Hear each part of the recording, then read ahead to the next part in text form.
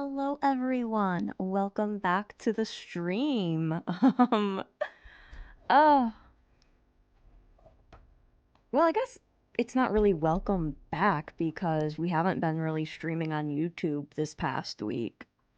Also, my mic just took out all of the stuff on my desk. But hello everyone. How are we doing? How are we doing? I wanted to try something a little bit different, see if it will help with our watch hours.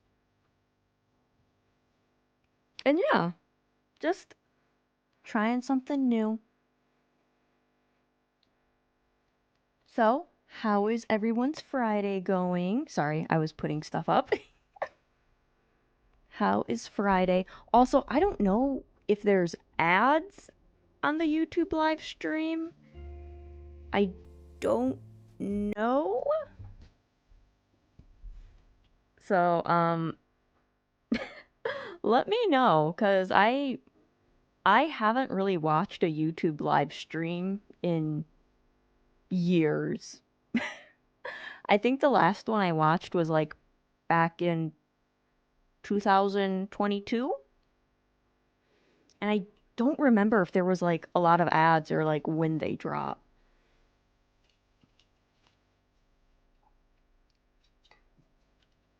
So if you are in an ad, just please let me know. But yeah, we're gonna be playing some RUNT today. Hopefully my computer, it's a visual novel. My computer shouldn't explode, but when we were playing Fields of Mystria, it was just running a bit too slow for that type of game. And I'm like, what is going on? So I don't know what's happening with my computer. But I yeah. Hopefully it just needs a few days off or something. I don't know. I don't understand this computer. It used to be amazing, and then I tried to do an update for Baldur's Gate 3. Like my computer was able to run Baldur's Gate 3. Now it can barely run like Fields of Mystria. That update absolutely wrecked my computer. Oh, I I swear computers are, I don't know, but it be that way sometimes, yeah. Hang on, there's something in my eye.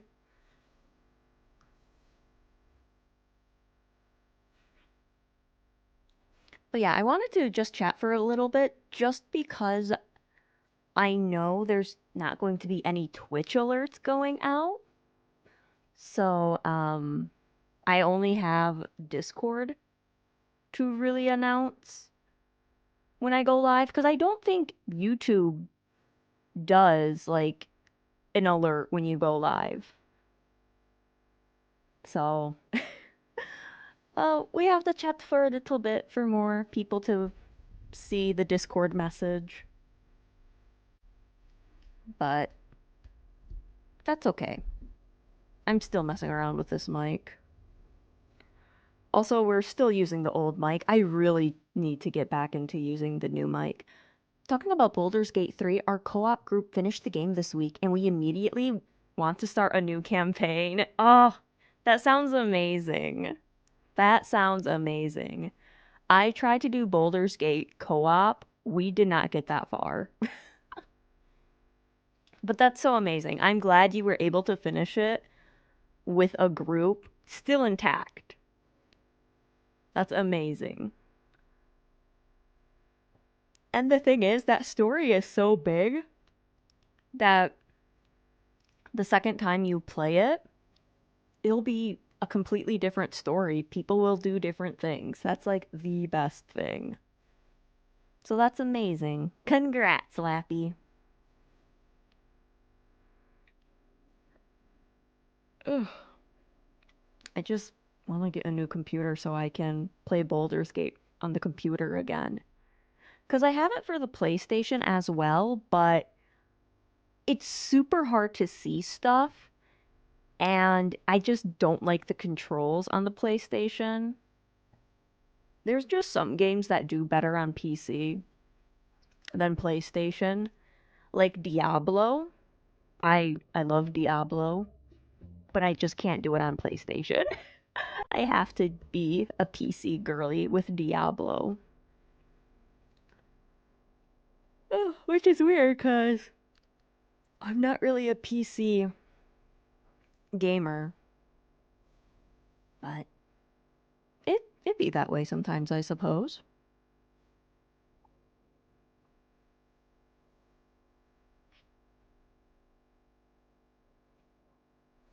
It took 11 months though, but we got it done. I mean, if you think about it, like normal D&D campaigns take a lot longer than that, and you guys completed a campaign in 11 months. So like that's really good. That's really good. The thing with a group of four is that we don't play with any in-game characters, so the story isn't quite the same. I play on Xbox and it is not easy to see things. It's so different from PC. Yeah. There's just so much on the screen and it's like, I don't know. It just feels better on the PC. I don't know. But yeah, that's interesting.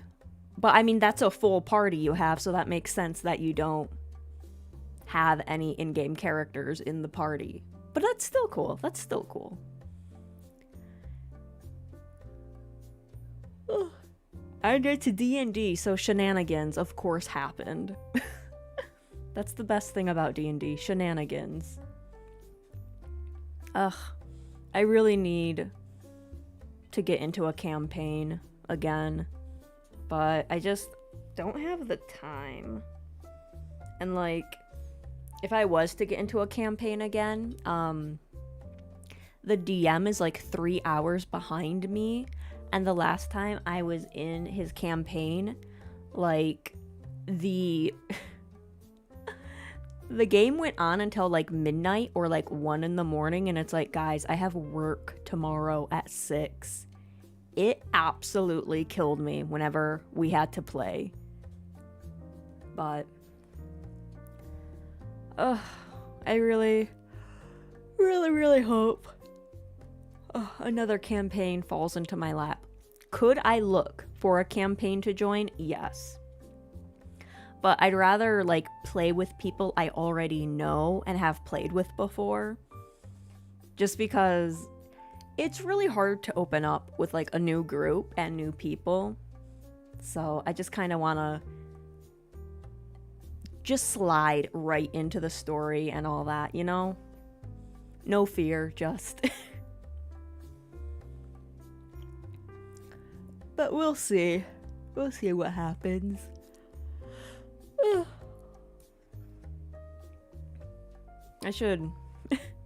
Maybe I should ask my DM if he could do like, my old DM, if he could do like a one-shot for us. Hello, Era. Welcome on in. I hope you're having a good time zone. Also, hopefully my mic is okay. I never actually played D&D before. That was my first time. Baldur's Gate is different from D&D. There's some similarities, but there's differences. But it's like a good foothold to like get into, I think. And like maybe the group you played Baldur's Gate with, maybe you guys can do a D&D session together. Like, you can hire DMs online. That's what I did with one campaign. We hired a DM, but we already had our group. So instead of like going and looking for open spots at a table, you just go to a DM with your group and say, hey, like, we looked at your profile, we like what we're seeing, let's set up a meeting and see how it goes and all that.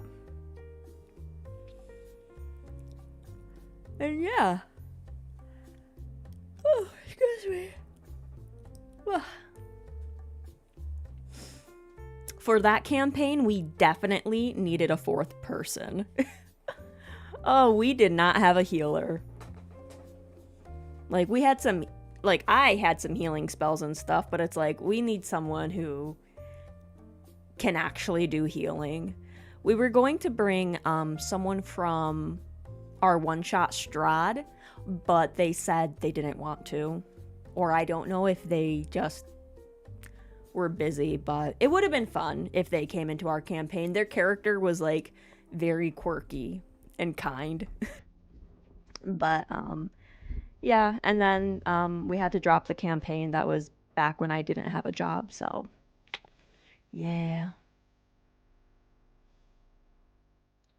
Yeah, but we played about 2 hours a week. Sometime we took a week off, so 11 months was nice. Those guys all played D&D before. Yeah, I mean, you don't have to do like super long sessions for like D&D or like Baldur's Gate.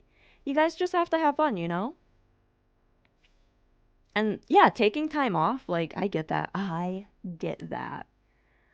Like for a lot of my campaigns, if one person was missing, we would just be like, "Nope, we're not having D&D this week. Cancel it." Because we don't want to leave people behind. It just it messes with the story and it's like take the week off. And I like that.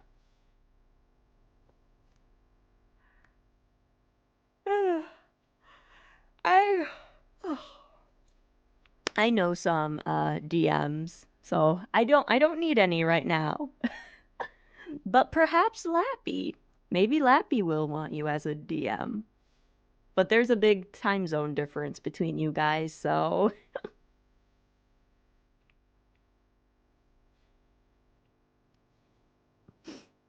but yeah, I should. You know what? Maybe I should say something in the group chat and be like, "Hey, we should do a D&D campaign." I'm gonna type it out right now.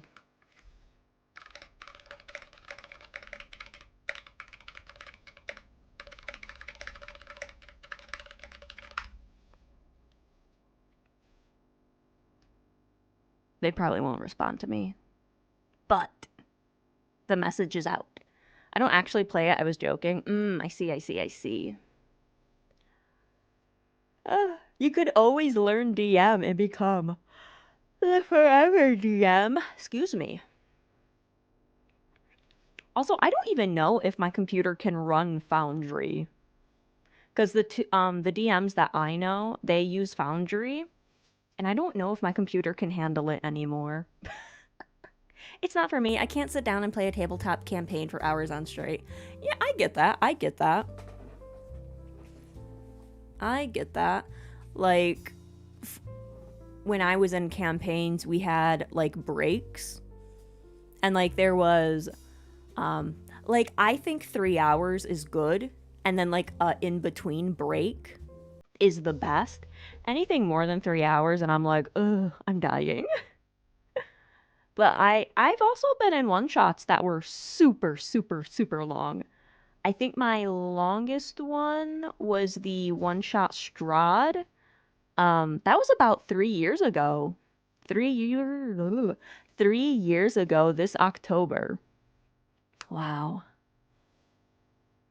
Oh man, yeah, that was a long one shot. Oh, everyone was dying. We were like, oh.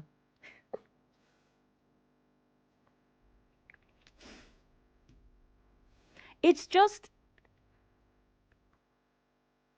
when you get in the higher levels, a lot of people have a lot of stuff to do. So if you're last in the order, you're just kind of sitting there like yes, you can prep, and like that's what I did. But then if another character does something and it messes up your thing, it's like, okay, my plan just went out the window. Let's look at this again. It all depends. It all depends on your DM and how the group is feeling. Because I know some DMs will be like, "Hey, how are we feeling?" And like sometimes the session can end a bit earlier or it can be pushed on. It all depends on the group. It all depends on the DM. Like that's the biggest thing, you know?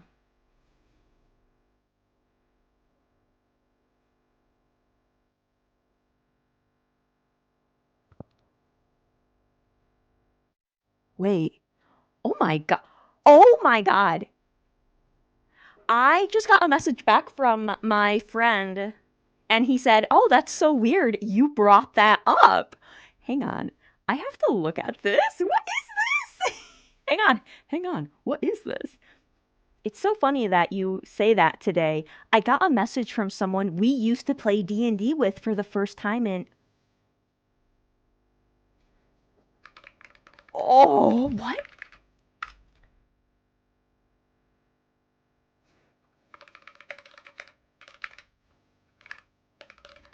Oh my god. Wow, I can't spell. Christ. But oh my god. It's not going to be a campaign, but like I'm hoping we can get our one friend who hasn't actually played like legit D&D. He's played a ton of Baldur's Gate, but he hasn't played legit D&D. I'm hoping we can get him in.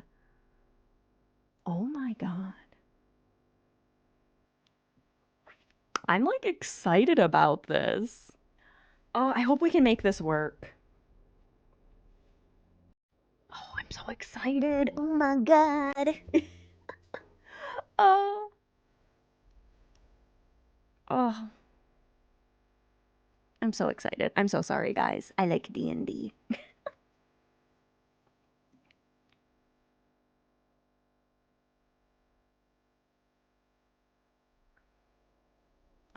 Da, da, da.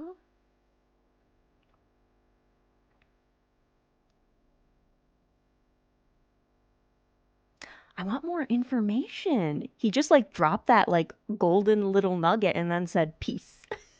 Why? I need to know. But you know what? I'm sure he'll reply to me like in the near future, I hope. But yeah, we've been yapping for a while. We should, I guess, I suppose, start the game, start the stream. So let's shut off the Animal Crossing music. Let's turn that on. I don't know why my computer is like going into overdrive right now. It's a visual novel. Hello? This is not Baldur's Gate. This is a visual novel. Stop that. This computer, I swear. Okay, I think it's up. There it is. Oh, don't not respond to me. Respond to me. Oh, okay. No music is playing. Hello? Oh, it's asking my name. Okay. I'm not for sure where I should be on screen. Also, where's the game? Hello? Hello? There it is. Okay. There's no music playing, so I don't... Maybe it will be later. Oh my god, hello Alaska. Welcome on in. I hope you're having a good time zone. We are just getting started with the game. I'm very excited. And we were talking about D&D a bit earlier. I might get in a one-shot. So I'm very excited. I'm really hoping my one friend is able to join us. Bean, that's my name.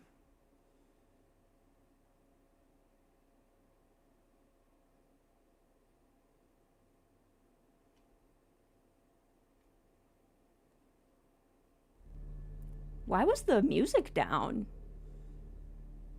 Okay, so there's that. Were you? Yeah. I was talking about it and how much I really wanted to get into a campaign, so I messaged my friend and I'm like, we need to. Well, I messaged the group chat and I said, we need to get in a campaign. I am needing some D&D in my life. And he's like, you know what? It's funny you bring that up. And then, yeah, I'm I'm doing a one-shot this weekend. Nice, nice, nice, nice. That is super exciting. Look at this background. I feel like something's back there. Nothing is, but it feels like it. The music is like ominous too. I love it. How is the audio for the game, by the way? I feel like I need to bump it up a little bit more. But I also know this is a horror game, so I don't know how the audio balance will be. Because some horror games, they can get super loud and then super quiet. Or also, are we supposed to be hearing music or sound effects? It's supposed to be like an ambiance. I can try turning it up a bit more. Like, you're supposed to hear sounds and like the wind. So I turned it up a little bit more, and I know there's like a longer delay on YouTube, I think. So I'll stay on this screen for a little bit.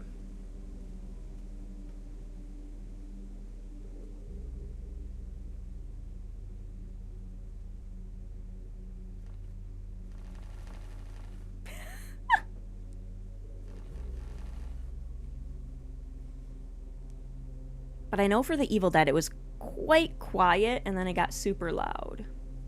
I hear it, like the sound of grass. Yes. And do you hear this?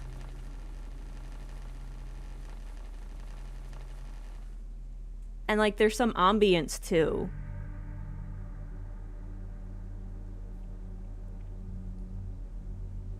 Also, did you finish Paranorma Site, Aleska? I know you were playing it a lot.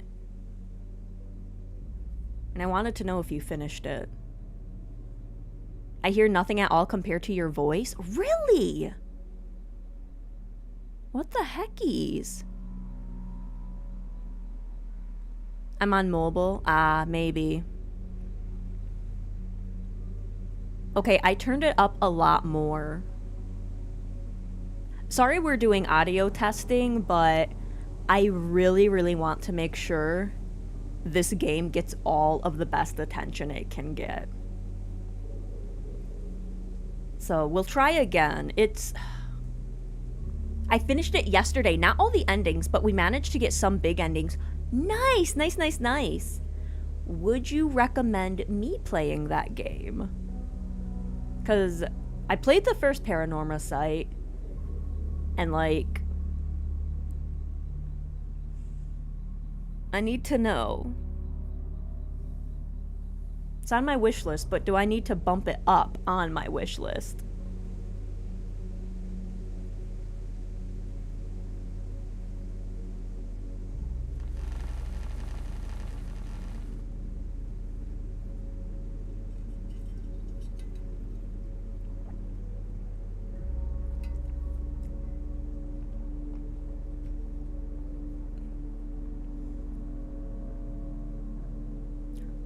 Okay, if I put my hand near my mouth, it like triggers my tongue to come out, and it's like, dude, that's my finger. Mobile is so behind. I see Aleska answering stuff and hear the question 20 seconds after. Yeah, I know YouTube's delay is a bit more than Twitch's. So if you like the first one, I say go for it. I really liked the first one. I thought it was really interesting.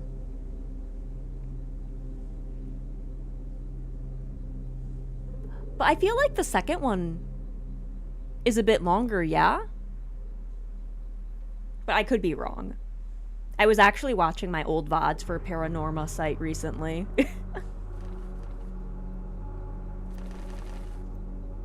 Surprised nothing's in the fields.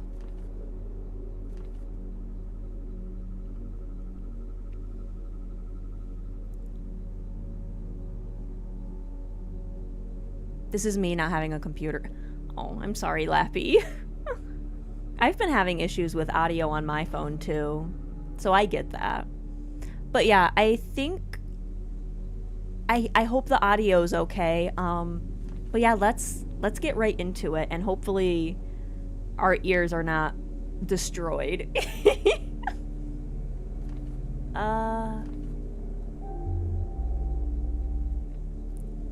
Alright, so, this is a Southern Gothic game, so there's gonna be a lot of warnings for this game. Heads up! Yeah. Lots of stuff here, yeah. Paranormal site qualities. Okay, okay. But yeah, heads up. It's gonna be a dark game. If you need to pause to read this all, I get that.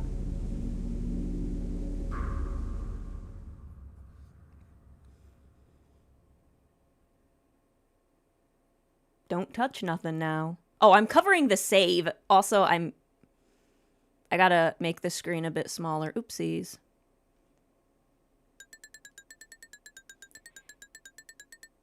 It's time for you to read it. He left it for you.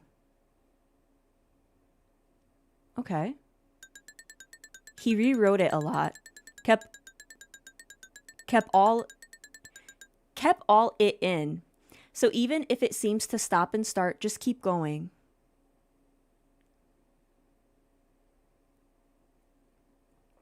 So this is Runt's journal. Who are we? Okay, I'll read it. All the way to the end. Okay. So we aren't Runt. We're someone...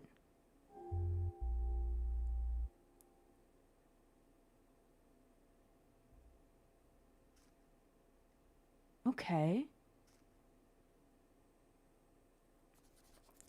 I don't know how many times I've written this. I feel like... I thought I heard something. I feel like I'm running out of pages. But each time I think about what happened that week, I remember more and more until it becomes this big puzzle of details that just don't fit together. Oh. Interesting. Because I know this game has multiple endings, so I'm wondering if you need to play through all the endings to get the full story. I'm going to start over, right from the beginning. My name is Runt. Me and my brothers lived out near Skipclaw on the perimeter, right where the land meets the forest. There were 5 of us: Hunter, Tanner, Carver, Fisher, and me. Hunter, Tanner, Carver, Fisher, us. I was 9 when it all happened. All I ever heard was that the big power station over the Grenshaw blew up, and when the smoke filled the air, it never left. All connections and wired shit like that never got up and running again. It's black and gray every day since the power station blew up. It's black and gray everywhere as far as anyone knows. The stars don't even show at night. We almost starved that first year. Nobody ever came for us out here in Skipclaw. No army, no government, and food won't grow easy in a world like this. Animals don't like it too much, neither. There's a rift in the world now, a crack in reality. Dad would have known what to do. He always said there was a war out there. That's why he was so hard on us. There was gonna be a war someday between the righteous and the unrighteous. A war for our souls. Dad was... he was doing his best. Dad always said he was a righteous man in a world full of sickness and perversion. He preached a while down south until most of his flock turned away from the truth God had given him. Oh! Okay. So we are the son of an old preacher, it sounds? Like? It was too hard for him, I guess. God demands a lot. He demands a lot so he can give a lot. And Dad was the mouth of God. He could whip a crowd into a frenzy like nothing, crying and dropping to the floor and speaking in tongues the way God wanted him to show him that he was there and he was real, and Dad was the mouth of God.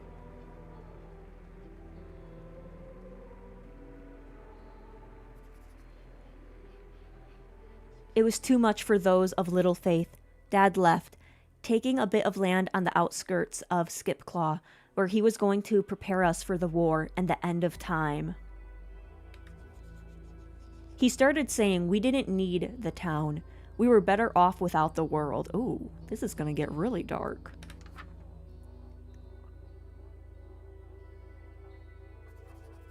He said evil came in through the radio and TV stations, and the bags of chicken feed, and the starter potatoes, and the seeds, and all the friends we've made. All we really needed was each other and our faith. Got little Nanny, we got Georgie. If things were hard, God wanted them to be hard. If we were unhappy, it's because we weren't right with God, because we had tainted the earth with our sins. Dad did what he could, but he wasn't trained to run our little outpost at the edge of the wilderness. He had been a juvie warden during seminary. He picked up a few things, knew a few guys who built us a bunker, and filled it with enough rations to keep us going for a few years.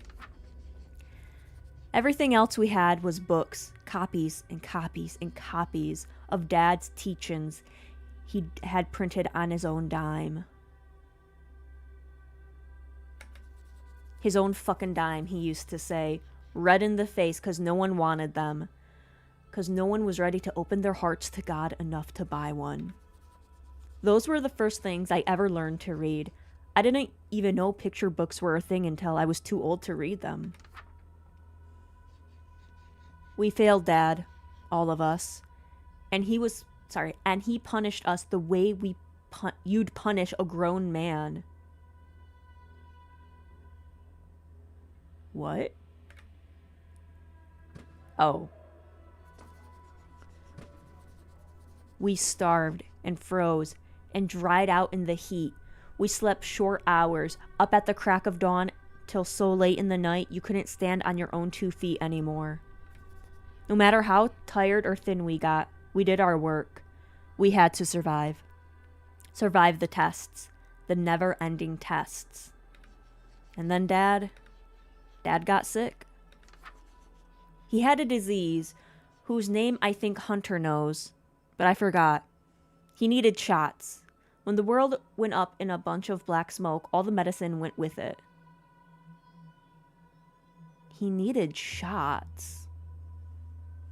Was it like diabetes? But then there's pills here. Not that Dad had believed in any of it before. You couldn't really ever trust what the government was doing. But that medicine he needed, somehow he found some, and he took it religiously. And then when we ran out, that was it. One day he was alive, and one day he wasn't. He died after years of wasting away, right when he was needed most, when the world, with its apocalypse, proved him right. Of course, we had to go back into town then. We needed them. They needed us too, it seemed. Hunter fixed it all up. 5 of us strong boys with enough guns and ammo for a small army became the army of Skipclaw. We patrolled, we policed, we hunted, and we maintained the perimeter. I'm assuming Hunter is the oldest, and like that picture that we saw at the beginning was like oldest to youngest. Nobody comes and goes without Hunter knowing about it. No one goes out at night without Hunter knowing about it. Nobody so much as sneezed without Hunter's permission. Hunter's word was law. Okay, it sounds like this Hunter guy is going to take after his dad. The whole town was ours, and it thrived as best as it could under the unbearable weight of an endless blackened sky. Would Dad be proud? I guess it doesn't matter now. Dad was gone, Mom died giving birth to me, and none of us knew what to feel. We were on our own. It was 5 years to the day of his death when everything changed. All because of what we saw in the church.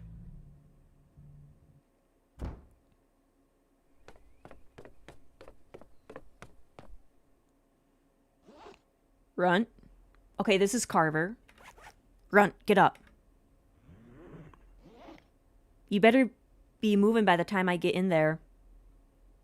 Okay, so it kind of sounds like everyone has like a distinct sound effect for their voice. It's kind of giving Don't Starve, with how they had like musical instruments when they talk. This guy has a zipper. So I have a feeling I know which one is Carver based on that information. Yep. Get up. Quit hiding. Carver stood over me. I couldn't see his face, but just knew he was sneering at me. I'm up. It sounds like a runt is like a writing sound, like a pencil on paper sound. You scribbling in your little diary again? Kinda girly, ain't it? Is he up? He's up writing in his damn little book again. What is the sound Fisher is making? Is it electricity? Like shocking sounds? Hang on, let me see if he talks again. You ready to go, Runt? No lollygagging now. I said I was up. Oh, we back talking now. Carver, we don't have time. It might be electricity. It's not my fault we're late. Runt been hiding from us. Again. Can't sniff me out anymore under that thing. Don't get lippy with me. I'll fucking knock you upside the head. I'll fucking throw your bed out in the pond. You hear me?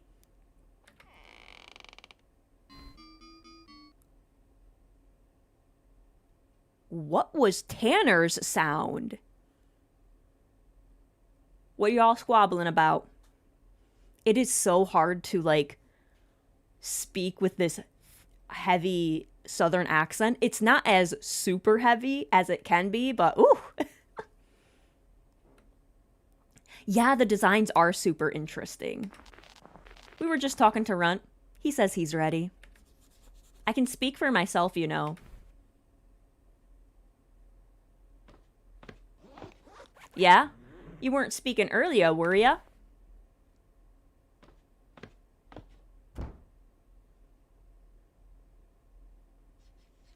It was the anniversary of Dad's death, on a Sunday, no less. We were going to the church. We call it the church, but it's really just a rickety old storehouse we fixed up to serve something holy. I really didn't want to go. Carver, fucking asshole like he was right. I had been hiding. Foolish as it was, I'd hoped that they wouldn't find me. I wanted to see their flashlights sweep past the windows, hear them calling out my name before giving up and going on without me. One of them would unload on me, probably Hunter, but at least I wouldn't be in that church. But that's why I'm Runt, the little guy, the weak guy, the one hiding under the bed from the switch. They always found me, 'cause I still hadn't learned that lesson. I had to get my stuff packed before I went. As I stood up from my little nook between the kitchen and the basement, I saw my backpack has spilled everywhere. All my things were scattered across the floor. I knew it was Carver. Luckily, I had my flashlight.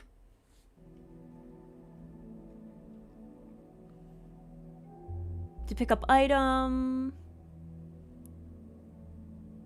Okay. It's sexy to be sexy. Okay, fine.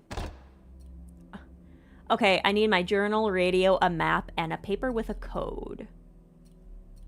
It's kind of like a I Spy little mini game. That's kind of cool. I like that.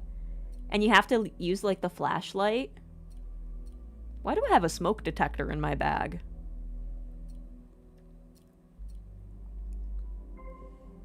A radio and my journal. Does anyone see a oh. That's so cool. I love these little details. This is so cool. I had to sort my shit out. Make sure it was all in the best spot to grab. I remember checking my bag. Examine.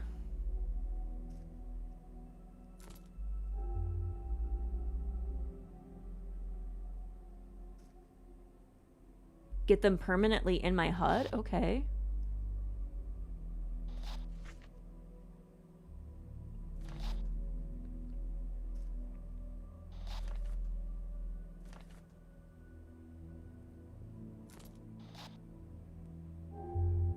Click on your radio. Okay.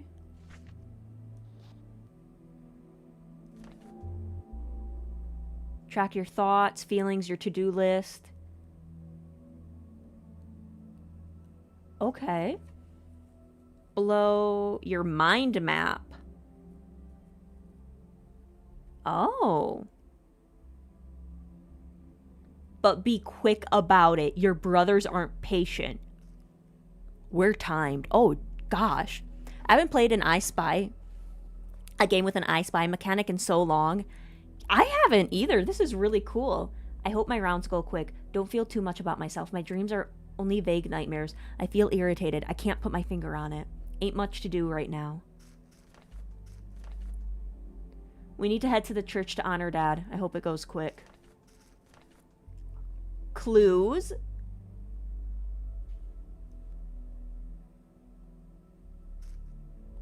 Does that say creatures? Guys, you're in this game! What happened? Tanner. My brother Tanner's the second oldest. Real quiet, real hard to read. Follows Carver around like a dog, though I don't understand why. Those two couldn't be more different if you tried.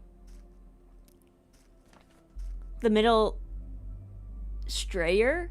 A mouthy asshole always fighting wisecracking and trying to start shit. Likes making my life a fucking... Sorry, that fucking wasn't there. Making my life as miserable as possible. One day, I'll land a punch on this fucker. I mean, I guess it was right there. Fisher. My brother Fisher's just a few years older than me. Whip smart and with an iron faith in Dad's teaching. I get the feeling that he don't like us too much, given how much he spends at... What's that? Hydro station? What is that? What is this? Does he hate me? Is this my relationship with my brothers? He hates me? He hates me. Everyone hates me. What the fuck did I do? God damn.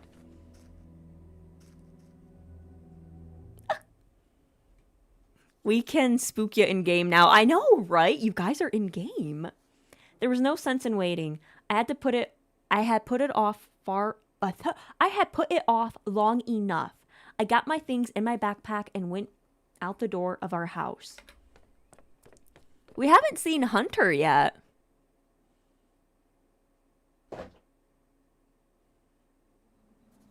Everyone was waiting for me.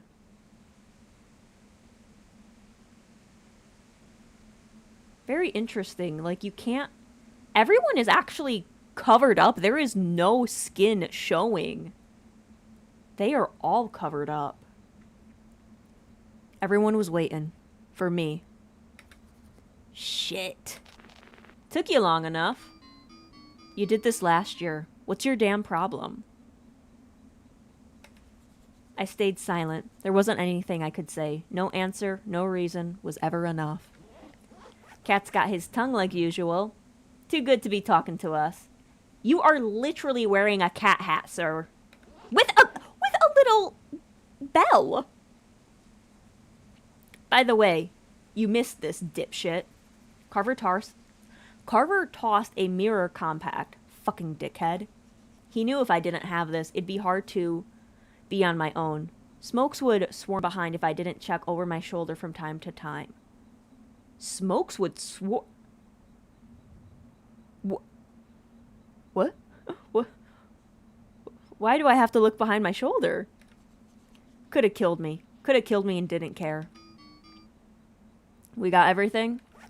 Waiting on Hunter now. He was scoping, making sure the path is clear. No outsiders come around today. Schedule was set. No patrol for any of us today. Except Runt. He should have done one.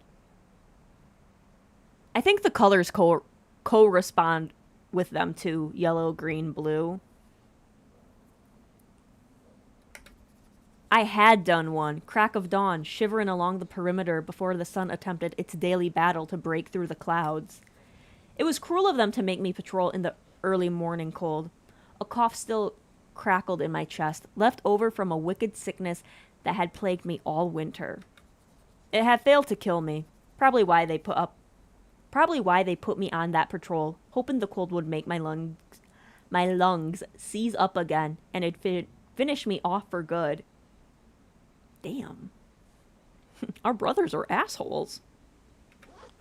Was he being truthful? Did anyone see him? I tried being quiet. You think he's a liar, Carver? Well, he wasn't being real forthcoming earlier, was he? But he got halfway around the fence and took a load off under some sycamore. I tried to be quiet. Really, I did. Carver, don't be saying shit now. Come to think of it, you was also missing all yesterday. Tell the truth, Runt. Was you jerking it under some bush? Maybe I was. Who cares? You get to decide what... Oh no, everyone's gonna piss me off. I'm gonna piss everyone off. My brothers are going to kill me at the end. Some dialogue choices you make will alter your personality and can change how certain characters react to you. Hints as to how your personality is shifting inside of you as the result of your choices can... Oh, that's really cool. Tell the truth, Runt. Was you jerking it under some bush? See, that one's yellow. I'm wondering if there's, like, choices that, like, correspond with, like, the brothers. Like, if I do that one, maybe it will make Carver like me more, maybe? Or I piss him off.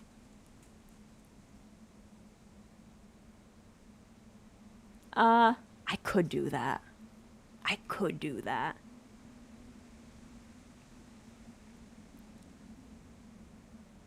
Fuck it, I'm doing it. Quit picking at me, you pussy fake fuck. What you say to me? Technically, he is not wrong about that. He does have a cat mask on. You ain't ever seen... Sorry, you ain't ever even seen a pussy, you little shitheel. That was hard to say. Too fucking shy to even say hi to a Runt. Oh no. Is Hunter going to save me, or is he gonna beat my ass? Ominous yeah, I'm fucked. That's my big brother. I'm fucked. We fell silent, standing in our little half circle around Hunter. He towered over us. Bear skins draped over his big-ass frame, making him even bigger than he actually was. God damn it. Maybe I shouldn't have said that. The choice to be violent is so strong in these types of games. I know. And siblings just make the worst come out in you. God damn it. God, he's gonna beat my ass. Fuck. We were all on edge. They couldn't even tell me Hunter was behind me. See, Hunter was in a black mood. He had been for a few days at this point. Sorry, I'm trying to, like, show you what's on the screen with the light, and, like, my little arrow is, like, getting in the main focus. It was like the shadow that swallowed all the light around him, half hiding him against the prairie grass. You could feel it even before he got close to you, this horrible heaviness, muted only by the weight of his big old bearskin cloak. See, Hunter had a dog named River. This shaggy, vicious thing that snapped anyone that wasn't Hunter. I couldn't tell you what kind of dog it was. Some sort of mutt that I swore was part wolf. Those two loved each other more than anything. Certainly more than Hunter ever loved us. He never hit River. Not once. Like I said, I'm gonna get my ass beat by him. He would have liked us better if we were all his dogs, loyal, silent, and obedient, without even the ability to question his command. But River had died a few days ago. Oh, yeah. Hunter didn't say much else on it. Not how or why or when, but only that River died. He kept the mutt hidden away, not letting any of us get close to it. I could only take his word that River had passed. What is with this music? Can you hear this music? Maybe I should have just been like, please be nice to me, Carver.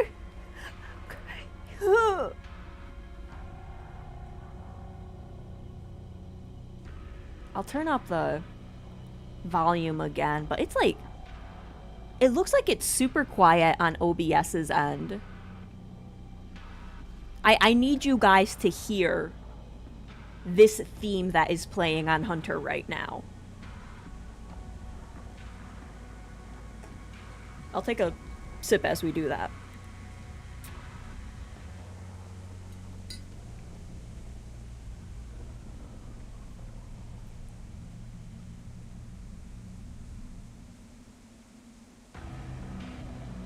It's still like hitting the 30s. It's like, why?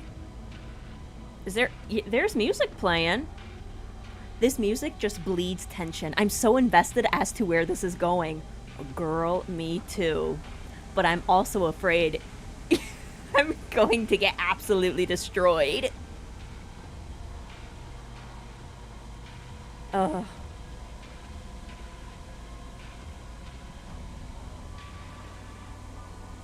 I can hear it a bit on my end. Still a bit quieter, but better when you turned it up. This is all the way up to the same as my, okay, now it's, okay, how about now? Because it's like right up there with my mic. Oh, wait, I'm stupid, hang on.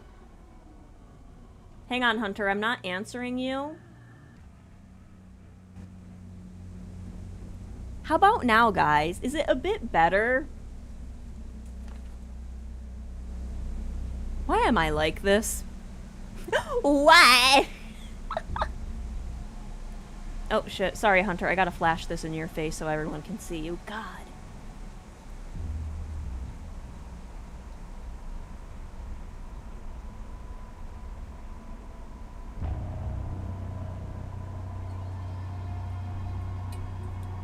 Here I am struggling with the audio, and it's like, I literally put it there.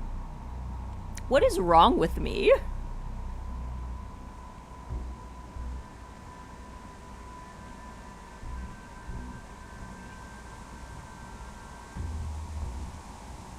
I don't even know where he begins and the bear suit begins. Much better? Okay. None of us had the words to comfort each other. I was silent when he told me, standing stone still among the chickens in the yard that early morning. No doubt everyone else was the same. That black mood in the days that followed River's death built and built, like wood heaped on an invisible fire. That silent heat rippled around us as we stood before him. I wish I could say I had pity for him. For River to die and then having to deal with Dad's anniversary right after, but I think I was scared more than anything. Yeah, I'm scared too! All this heat, it had to go somewhere. I'm gonna get hit. God help who it struck. It's gonna be me. It's gonna be me. Ready? Oh, he's gonna hit me. Okay. It's fine. I should have prepared for this. Okay, hit me. He turned towards us, face black under the teeth of his hood. I nodded. We all nodded. We were waiting for RUNT. He was hiding. I wasn't hiding. How many times do I gotta say it? Enough. Maybe he's not gonna beat me. Oh, no! His hand was on my shoulder. Even through my jacket, through his gloves, I could feel his strength, his power. Them fingers dug in tight. Let's go. Oh, what's Hunter's sound? I was too scared. I wasn't listening to his sound. Runt, take point. I knew my brothers were sneering under their masks. Taking point was not something to be proud of. It was the first line of defense if we got attacked. The first wall of meat. But I'm the smallest one. Wouldn't you want the biggest one in front? What if I just ran away from them? They all started gathering their things. Little things we would bring to leave in Dad's memory. His sermon book. Sermon? Oh my God. His sermon book, his pamphlet, some candles. He ain't got no body or grave. Ooh. They didn't bury... Did we eat him? Guys, we might have ate our dad. Hang on. Oh. We had to burn him so it wouldn't attract them? Who is them? Who?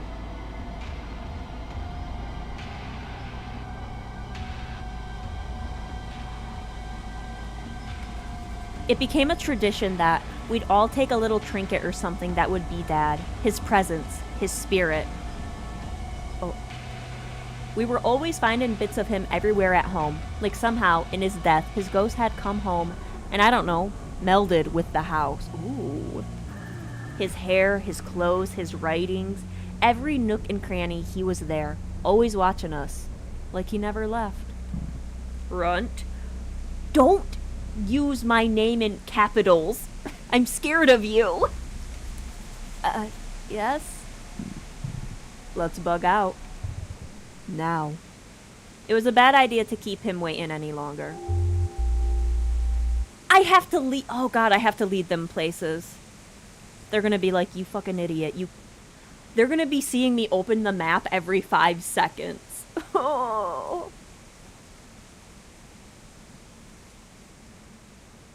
Oh, where are we? Where's our house? Oh, it's right there. LOL. Weird house. Ooh. Ooh.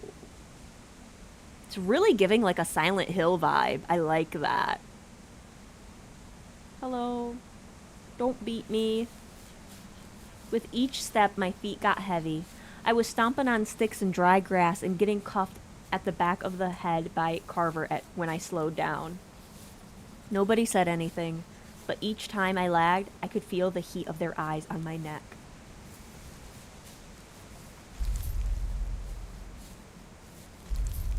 Ooh, what is that? Hunter halted, raised a hand. What is that? That sounds like a dinosaur. Stop. I'm running. Down. We dropped. We didn't disobey. Not in this world. Hesitation got you killed. 9 o'clock. There, just beyond the top of the fence. We lay on the crest of the hill, looking down in a shallow, dry gulch. We shuffled in the grass, positioning ourselves just beneath the brush. We smelled it before we saw it, that thick, acrid, musky scent. There it was. We have all sorts of names for them. Hunter calls them the unholy. Oh. Can you hear? I think Runt is like breathing heavily. Tanner and Fisher call them lung dogs, along with most of the town. Carver calls them those flesh fucks. To me, they're always twisters. Why twisters? Well, how else are you supposed to get the head off? Ah, we twist them, okay. You'd always hear them if they were close. Them big sacks pressing out air, wheezing and breathing and gurgling, sounding like death rattles. Even more than their breathing, I hate their eyes, how they never seem to blink. Even before I knew all that they could, I wanted to put a bullet in their skulls, just for those lids to finally drop and quit staring at me. They appeared after the blackout, pouring in from some unknown place for some unknown purpose. Something more than animal, less than human. We had our rifles, but they had the dark. The never-ending dark. I tried to focus. Nothing good comes from daydreaming on a battlefield. We watched as it swayed in the field, us hiding low in the grass. Hunter prepped his rifle and waited. Typically, we aimed to engage and scare them off as quickly as possible, but a wasted bullet is a wasted bullet. As we crouched there, I felt a hand bump mine, knocking my flashlight. Couldn't tell you who, but my gut says it was Carver. I couldn't move quick enough. My flashlight blasted on over the fence and out across the field. Who fucking... Stop talking. We all stilled at Hunter's heavy command and "I'll beat the shit out of you if you so much as breathe" tone I was all too familiar with. The beam caught the twister as it tore and mawed at some creature. We watched, unable to look away. The sounds carried over the prairie, wet and swiny, and echoed in the cold. In the dark grass, I felt a firm hand paw around towards mine. It took my flashlight and went to flick it off. As it did, the sound of the beam powering off cracked into the night. The twister looked up.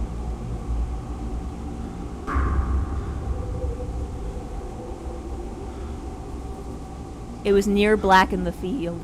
The twister, a liquid shadow against the grass. Hunter lifted his gun. The twister twitched.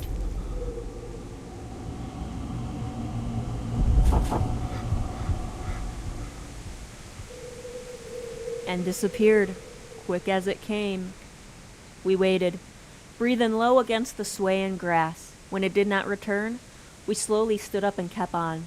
A jab in my back from someone's gun urged me back into the front. It felt like I was marching to my doom, which, if I think on it, I guess I was. I never got over how the church looked that night. The way the water had seeped from the window to look like tear stains from a weeping eye, like it was living and felt bad nobody was coming to it no more.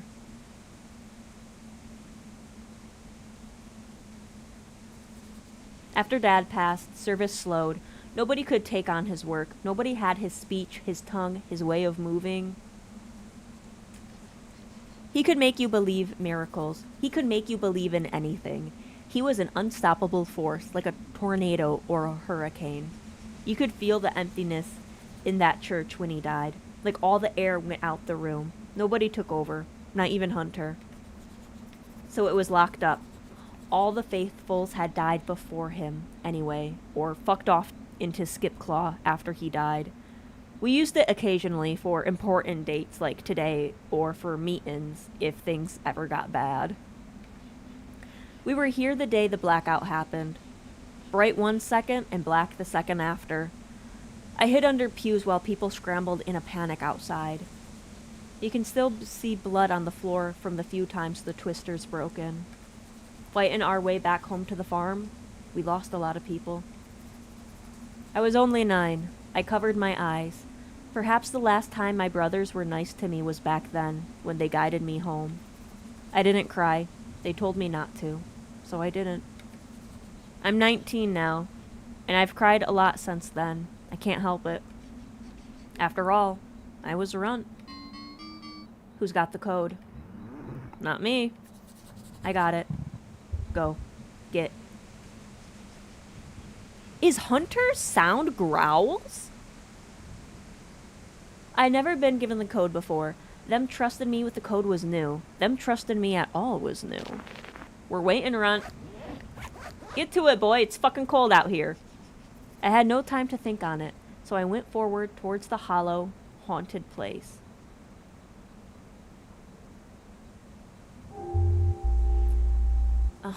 And chores. I gotta do chores.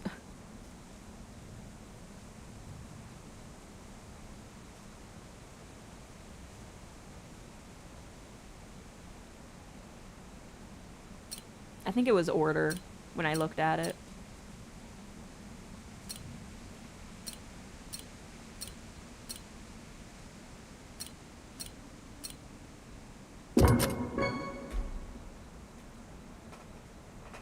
Oh, my feeties. Once the lock opened, I felt a darkness pass through me. I hadn't even cracked the door open yet, but something strange and cold was seeping out from underneath the door. It wasn't a draft or like a wind or anything, but just something. Something evil. My brothers always said I was too sensitive, too soft. They called me girly and weak and flighty, but if I had known what was beyond those doors and how it would change all of our lives, I would have ran. Then and there. Run and run and run and never looked back. What the fuck was in this church? Can't see shit in here. I can see shit. Well, quit bitching and get a candle going. Smells funny in here. That inky black feeling only got thicker. You can smell through that? Smell? Wait, yeah. I can smell it too now. What is that? Hush. We fell silent. My nerves were twitching like a guilty sinner. Light it up, boys. Beams high. Beams sky high.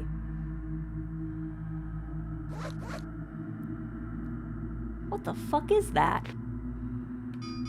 You, RUNT. Go check it out. Me? Why me? Just go, shit ass.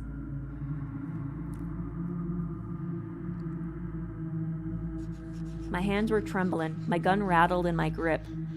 I couldn't, at that time, explain even to my numb, dumb self why I felt the way I felt. Maybe it was something like a hunter's gut, an instinct. Dad would have called it divine insight. My brothers would have called it being a pussy. I stepped closer. In the dark, I was suddenly assaulted by this deathly smell, rotten and sour, like the vinegar in our canning room. My steps creaked, mixing with a cold wind blowing in from outside. There was something else, too, this slow, thick dripping. I'm trembling now as I write it. What a thing we saw. What it did to us.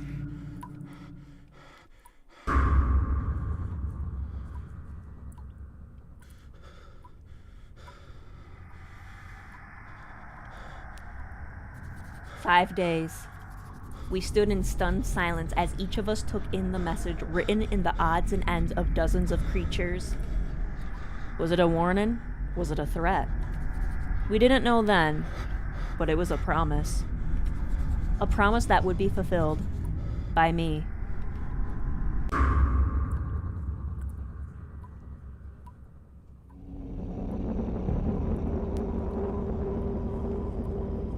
Okay, I'm gonna do something, I guess. Ooh, that was very ominous sounding. I like that.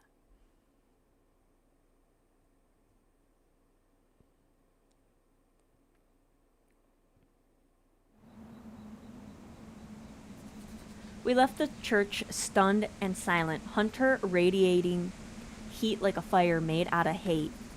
It was a violation, you see, an unholy mess made of that sacred day. It made him mad. So mad. Not that he would ever say it, not with the words. He didn't need to. You could feel the heat coming off him in waves, and it whipped us all into stupid silence. He took point. We followed with our tails between our legs, no one talking, not even Carver. As we walked, the feeling in the church followed us home again, our sixth most dark brother. I couldn't shake it. I don't know if anyone else felt it, but from how our heads hung low, it was like our own shadows were too heavy. It was late when we got home, deep night. I almost cursed the old screen door for creaking too loud when it slammed my ass on the way in, but Hunter was already up the stairs. We weren't going to talk about it yet. I sort of wanted to talk about it right then and there. The longer he was quiet, the worse it was going to be when he finally wasn't. I settled down on my cold mattress with a knot in my stomach. The feeling grew, gnawing and twisting like it was going to come up out of my throat. Every time I was almost asleep, it woke me back up, like it was tapping me on the shoulder. not wanting me to forget. I had done something wrong that night in the church. What it was, I don't quite know yet. The way things were around here, maybe I never would. I lay on my mattress with my eyes closed in the dark, trying to keep myself calm. The feeling haunted me, this feeling of failure. I'm hooked. It's a really good... I'm really enjoying it. I hope you guys are enjoying it. Day 1.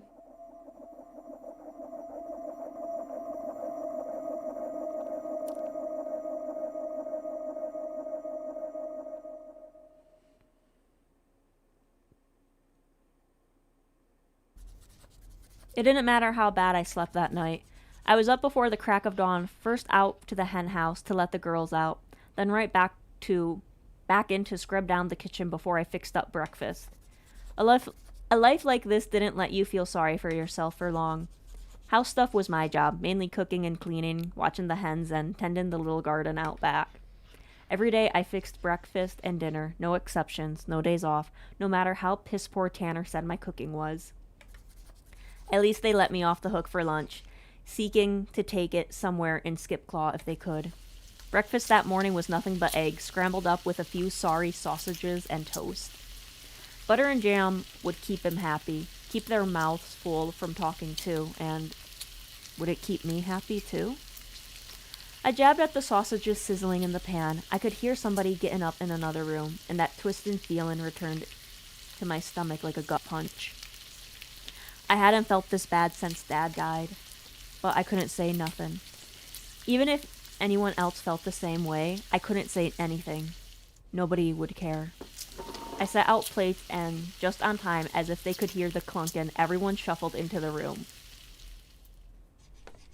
Hunter first, then Fisher, scratching at his neck and yawning and shaking his head like a dog as he sat, then Carver and Tanner, right together like they always were.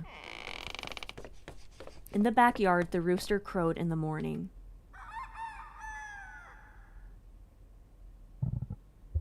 Lord our God, we come to you as underserved sinners with thanks for the bounty you have seen fit to put upon our table.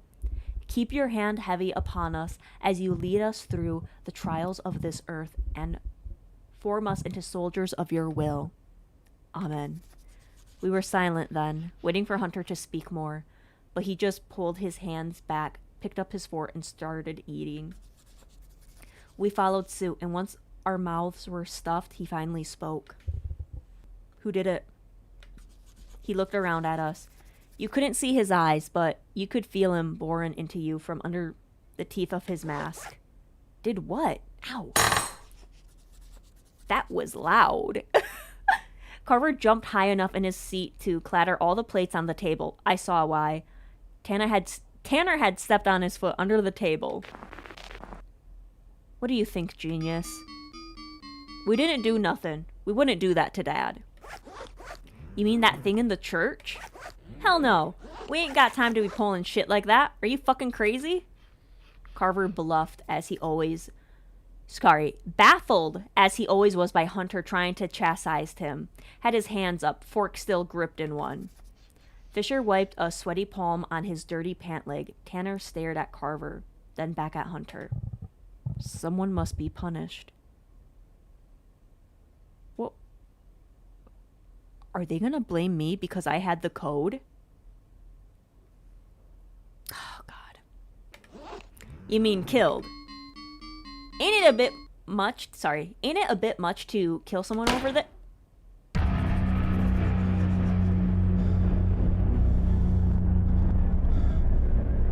Tanner, you should have been quiet. That was quick. Hunter turned and clamped his hand over the back of Tanner's neck. He leaned in, pulling Tanner's head down and close so he could speak right into his ear. His voice was hot and low. You want them unpunished? Is that the message you wish to send for the defamation of our church? The mockery of our day of mourning? You don't want us to do nothing? It's all fucking right to do that to us? Is that what you want to say to them? I knew that hand, how hard it could squeeze. It was like a vice. 5 seconds in, and you weren't sure if he was gonna start snapping bones. Tanner bore it, silent, didn't move a muscle. Is the music too loud, by the way? I'm seeing it's getting, like, up close to where my voice is.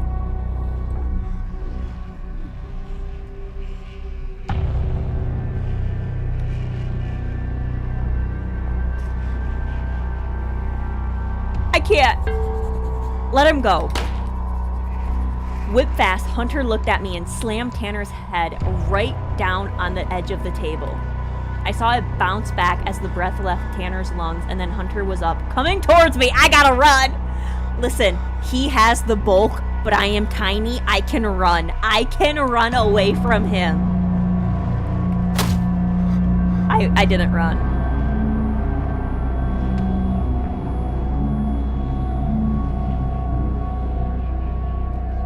I saw white before the pain knocked into me. A quick 1-2, Hunter's fist against my jaw and the counter banging into my head. Yeah, I think it's getting a bit up near my voice. I was on the floor before I knew it. Instinctively, I curled up, arms over my throbbing head. Fucking telling me what to do again, runt. I stayed as quiet and as still as possible. Who's fucking in charge here? You are, sir. And what does that mean? I keep my fucking mouth shut, sir.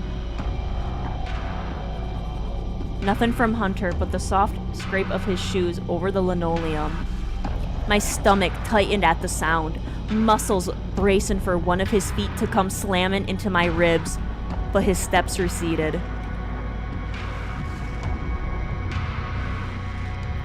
He sat down.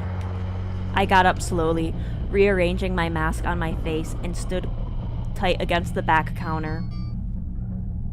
He's right.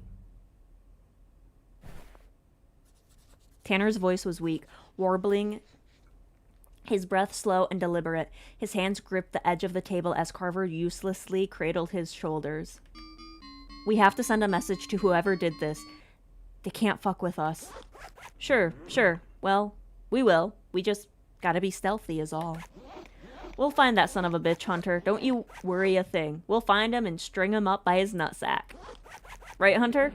That'd be all right, wouldn't it? What if it wasn't human?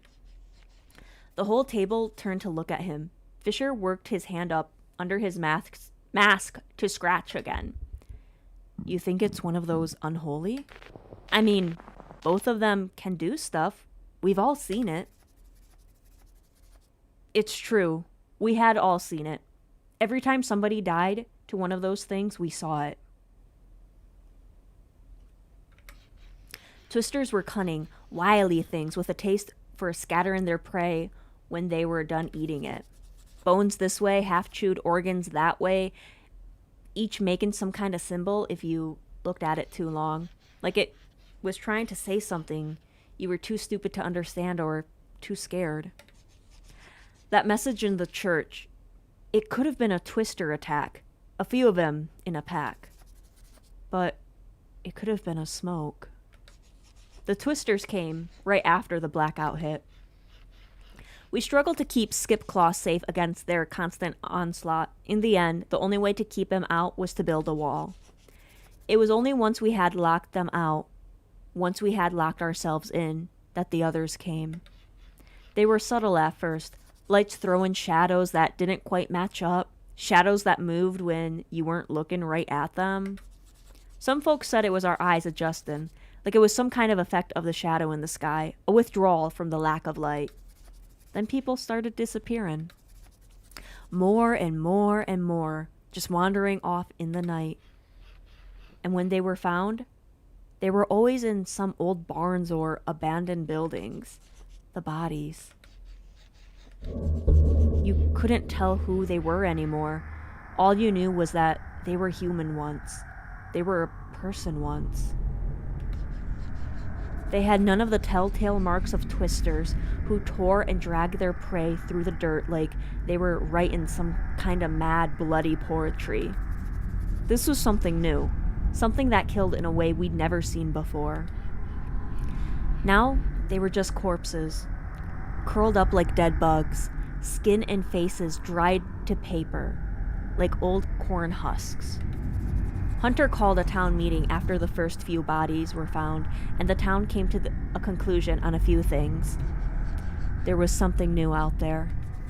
It liked the dark, and it needed people to be alone. After that, we paired up, kept flashlights on us as much as we could to ward off the darkness, but it's always dark now. And you can't be with someone else around the clock nonstop, even if you like him a lot.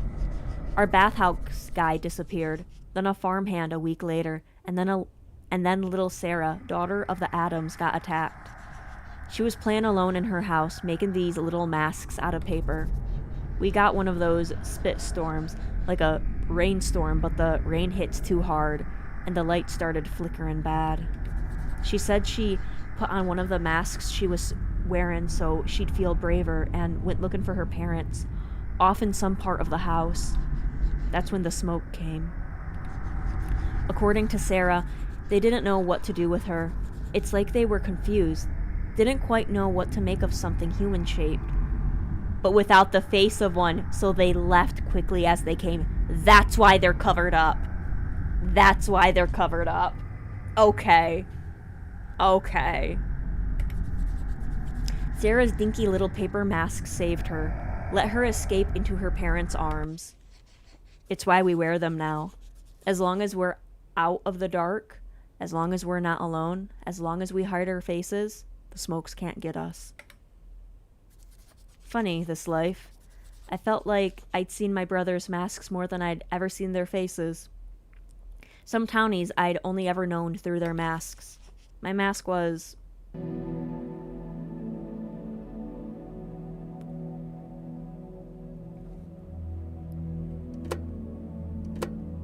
We get to choose our mask!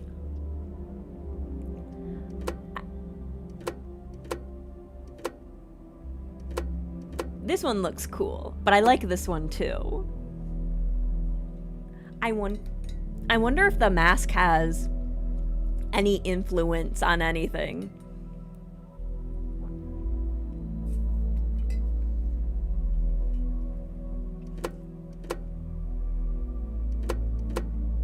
I like this one. It's interesting that there's 5 masks here too. We get to choose, yeah.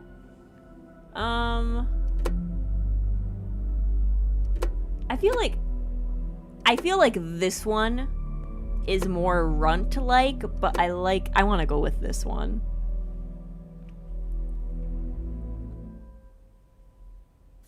My fox mask or bird. I haven't decided.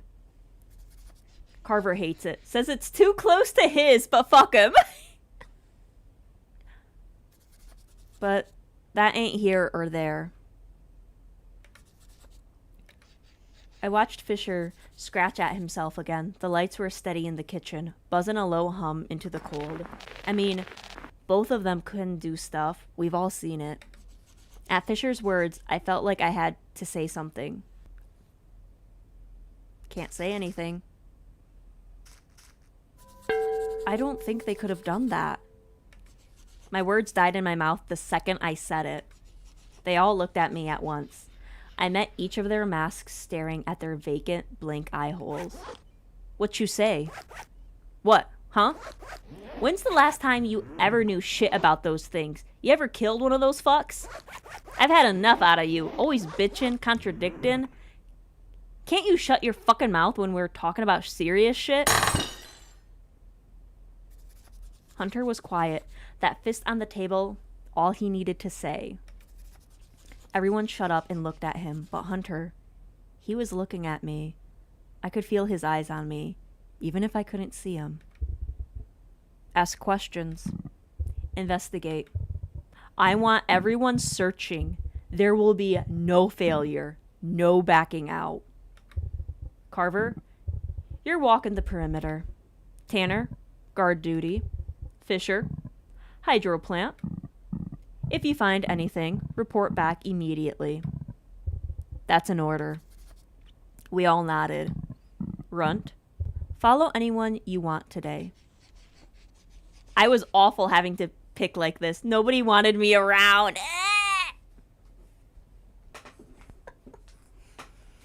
Oh, everyone hates me. I should just run away. They wouldn't care if I left. I was too weak to go out solo. Everyone knew this. Every day I had to do this. Every day they hated it. And hated me a little bit more. God, everyone hates me.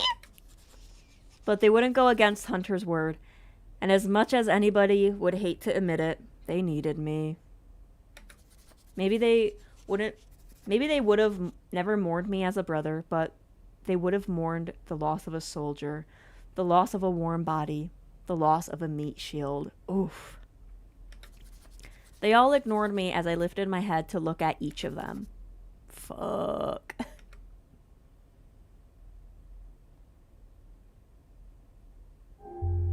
Each day, you'll have to select one of your brothers to conduct a shift. Shifts last most of the day and can be started immediately after breakfast or after you spend your free time in Skip Claw.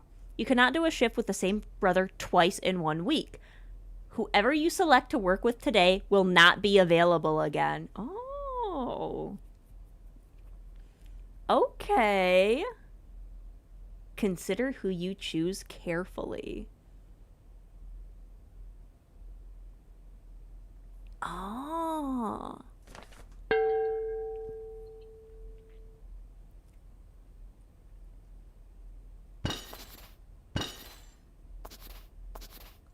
They hate me. They don't even look at me. And then he slams the table.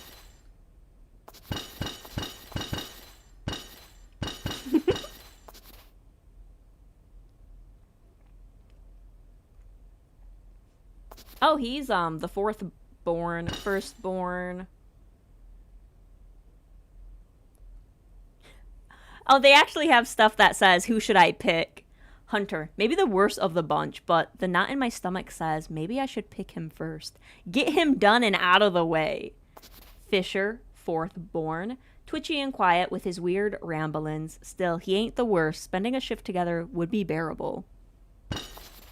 Tanner, second in command, but not for any good reason. He hates it when I get between him and Carver. Carver, the middle child. Oh, that's why he's an asshole. He's the middle child. A real asshole who likes to hear his own mouth run. Maybe it'd be easier just to do the shift with him early.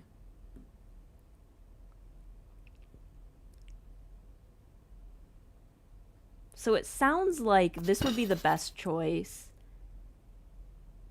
Those two might be the worst choice.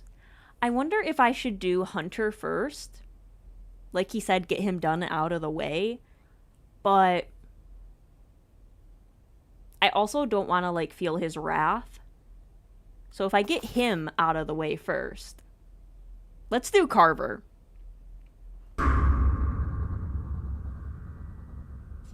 Carver clicked his tongue and sat back in his chair. Then it's settled. Do rounds in the meantime, Runt. Me after. I want you to talk to all the loners. Anybody who lives alone or spends most of their shifts alone. On my own? You can handle it. It's time you started pulling your weight around here. It took a ton of effort to not drop my eyes to the plate on the table. Carver slammed the table and stood up out of his chair. You're sending that fuck out on his own?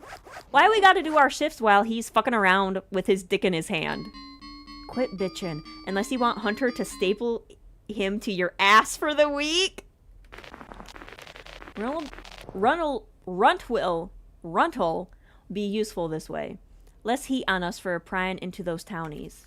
Hunter kept his gaze on Carver until he sunk back into his chair with disgust. Runt? Yes, sir?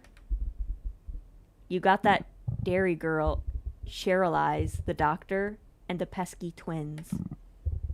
Also that fucker Willie. And the radio fella, Red. You got 2 hours. Don't piss it away. Oh. I cringed internally at that moment. He usually gave me more time, but no doubt trying to get involved with him and Tanner made him determined to knock me down a peg. He stood. They followed.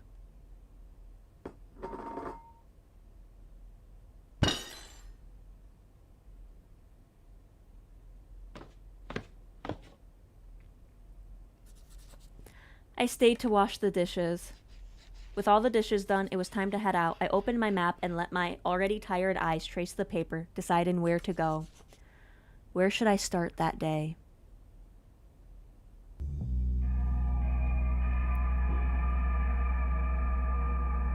You can't see it, but the save is now my mask.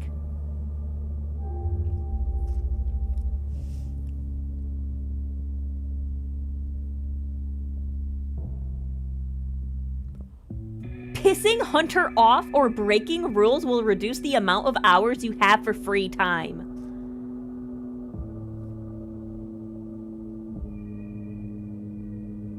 The things you do and the order you visit people can radically change what you discover. Explore around and experiment. You might encounter entirely different days.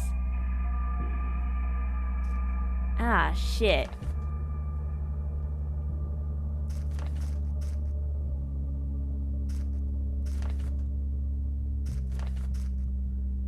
Conclusion. Tanner was blank on Saturday. He blank. As for why blank on the 5th day blank. Those are my clues. Okay.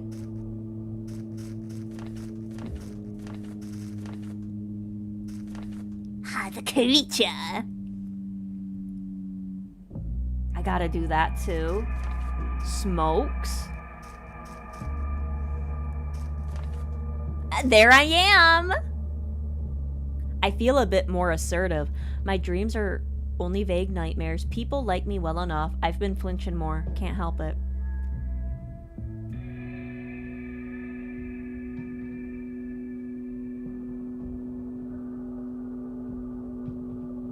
Okay. All right. Hours before next shift. Okay, so I can visit 2 people or I can do the shift. Or it says, where should I go before my shift?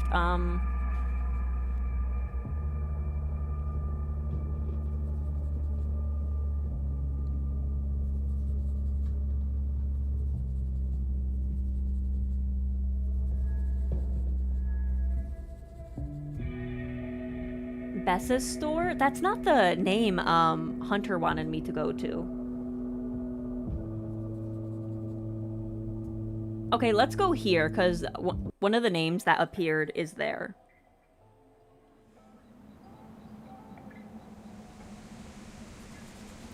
The dairy was right over the hill from the food stores, though you could smell it before you saw it. Hell, you could smell it all the way across town if the wind was right. It smelled like shit. Hot, burning cow shit. And even with a mask on, it'd sear into your eyes. Living there as long as I did, I never got used to it. The dairy belonged to the Garlands, though there was only one of them still around in those days. I remember Dad saying the Garlands were one of them families who settled into Skipclaw way back in the 18-somethings. Still thought they were hot shit because their ancestors had a prize heifer, and that meant they could run the town. Maybe he was right. I don't know. The Garlands always had been kind to me. As far back as I could remember, there is a spelling typo right there. Hard workers, no nonsense types, who'd always have waved back with a smile when you hollered a hello. Generous people, even after the blackout. It was a worse world without them all. It had happened a few years ago, after a real cold winter. Perhaps the worst day we'd had since the blackout. Carver and Tanner were part of the group that had to carry out the bodies and hoist them over the fence.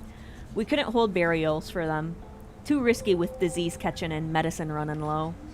I think that was the first time I'd really worried about how long we'd last in this world. It didn't seem to matter if we wore our masks or had fenced ourselves away from the outside world when a simple cold could wipe you out. Everyone goes over the wall eventually. Everyone except Cheryl. Cheryl? That is, and her sister Ivy, who skipped town soon after. I saw Cheryl there that day, forking hay from a wheelbarrow out over the fence, and the sight of her made me smile, even with the scent of cow shit on the wind. Is that who I think it is?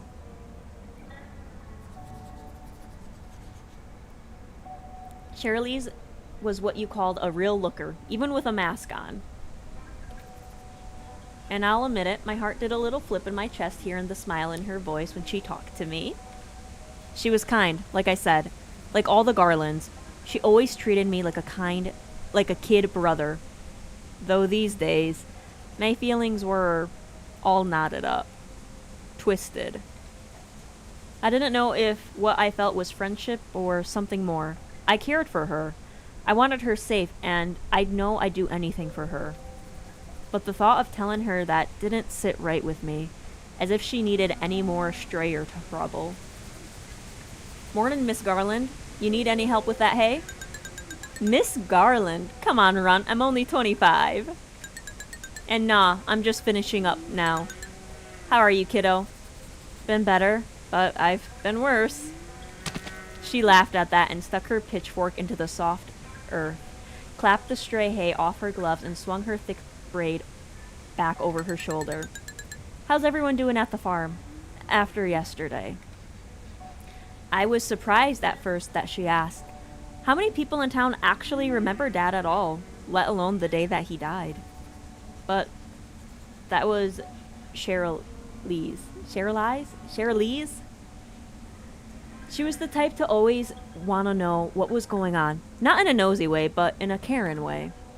Like, if you told her your birthday, she'd write it down on the spot and remember it forever. Well, we're all kinda... I picked up the handles of the wheelbarrow for her as I struggled to think of what to say. Cherilise wasn't that much older than me, and tough. It wasn't like I needed to hide the hard shit from her. God knows she's dealt with plenty already. What with her family and bad years of stock and, having to live in the world the way it is now. I just didn't want to add to that. It didn't feel right telling her that. Just like it didn't seem right to be telling her I wasn't a kid anymore. She deserved peace.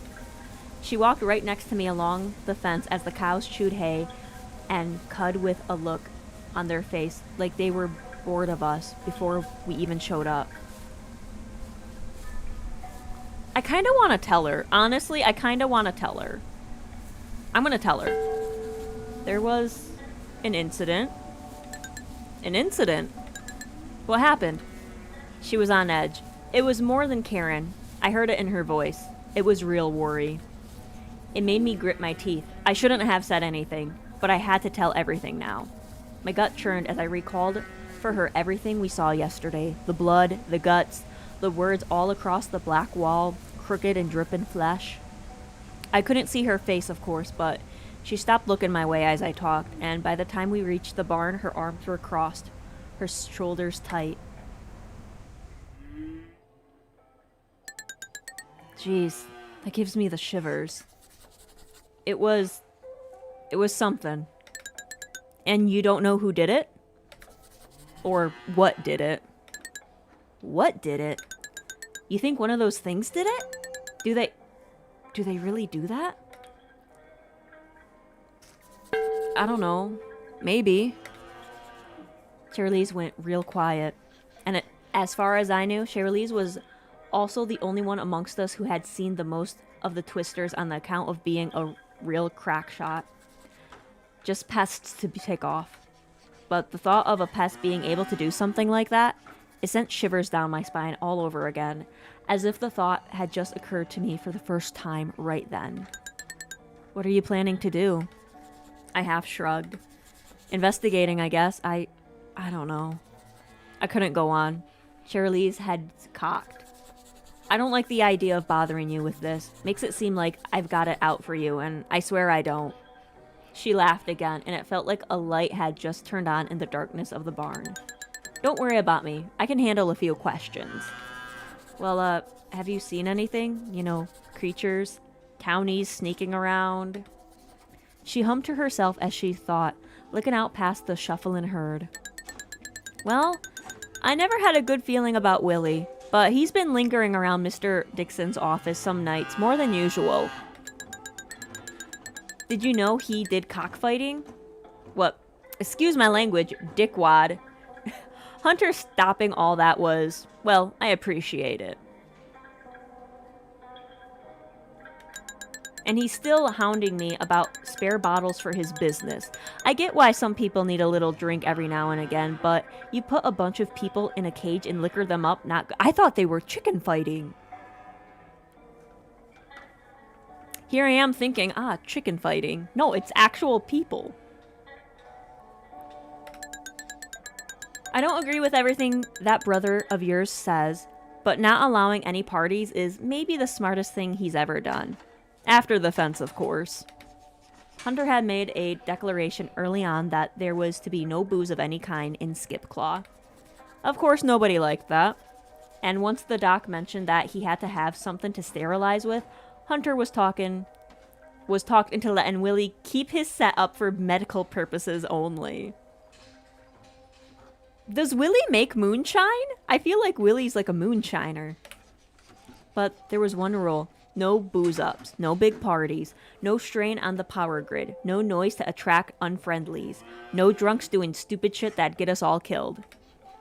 That last and only party we'd had as a town amounted to a potluck in the old school gym, while Radio Red played the same CD out of a small boombox and the kids played some ratty old board games with half the pieces missing.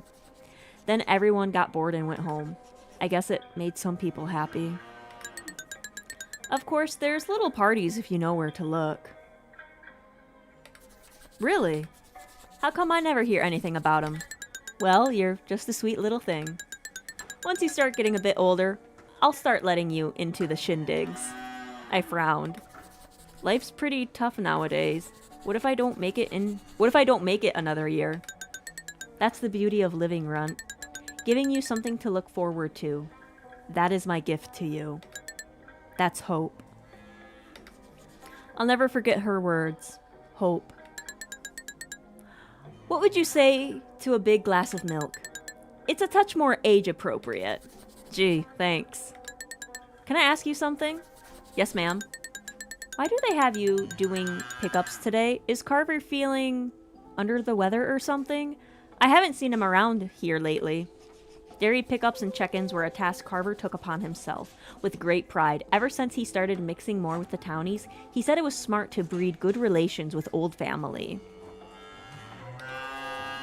And if Charlie's it had to be there, well, all the better for...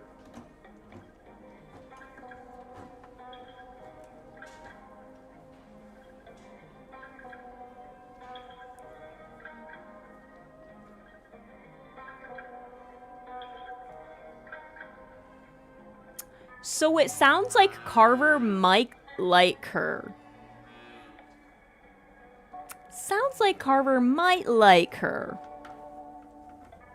So I'm gonna keep my eye out.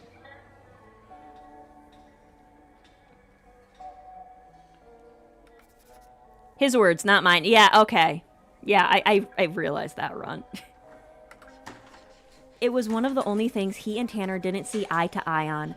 Tanner kept his distance with the townies and seemed to hate Carver mixing too much with them. But Tanner kept his distance from everyone. Everyone that wasn't Hunter or Carver. I couldn't tell you what he's been up to. Hunter might know, but even then, with Carver being Carver, I shrugged. I figured, if you do talk or whatever y'all big old manly men do, could you do me a favor? I nodded. Tell him not to be a stranger. I haven't seen him since Saturday. Which I know ain't a long time. I see. Okay, I think those two are having a little fun.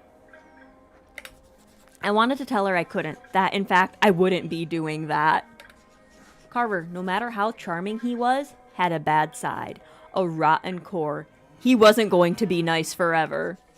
And if Shirley's, who had been nothing but kind to me, had to be subject to that, you two aren't... Shirley's waved her hand all shy-like. Don't you worry about that. Just tell him, alright? I have to work with that MFer in like an hour.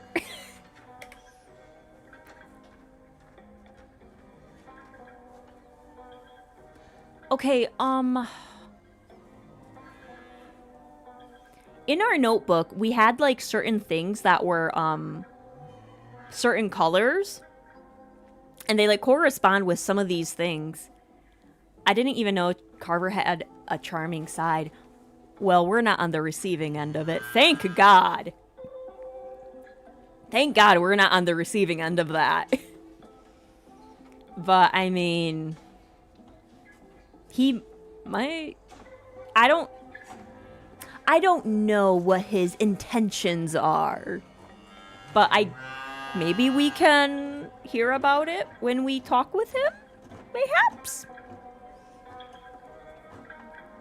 Oh, wait!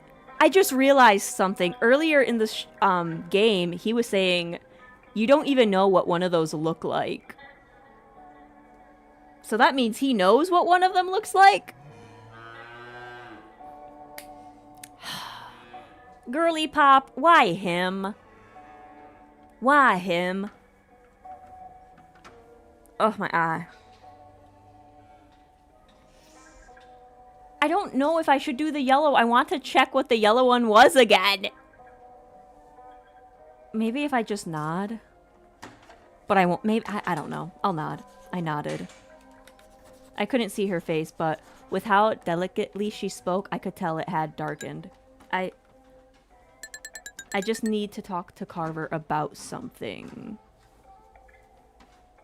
Is this about one of the warnings that was in the beginning of the game?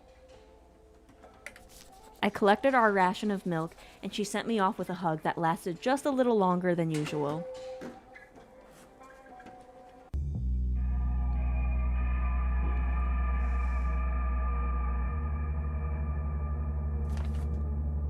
People like me well enough. Oh, I should have done the yellow one. She would have liked me more.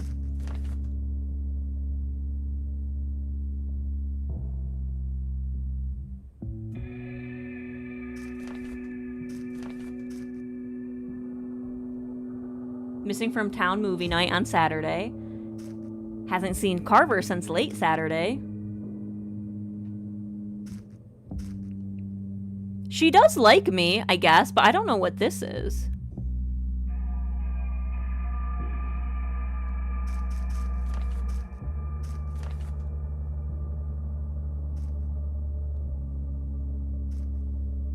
We have 1 hour before our shift. As they say, the difference between being a creep and a charmer is being hot or not. I mean, you can't really tell with those masks.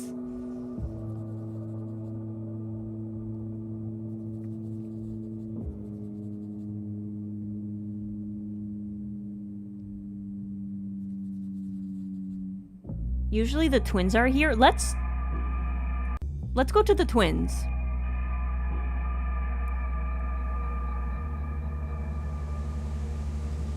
I figured I'd run into the twins if I swung by one of their haunts. Well, the benches in the little plaza outside the old antique store seemed empty at first glance. Is there someone here?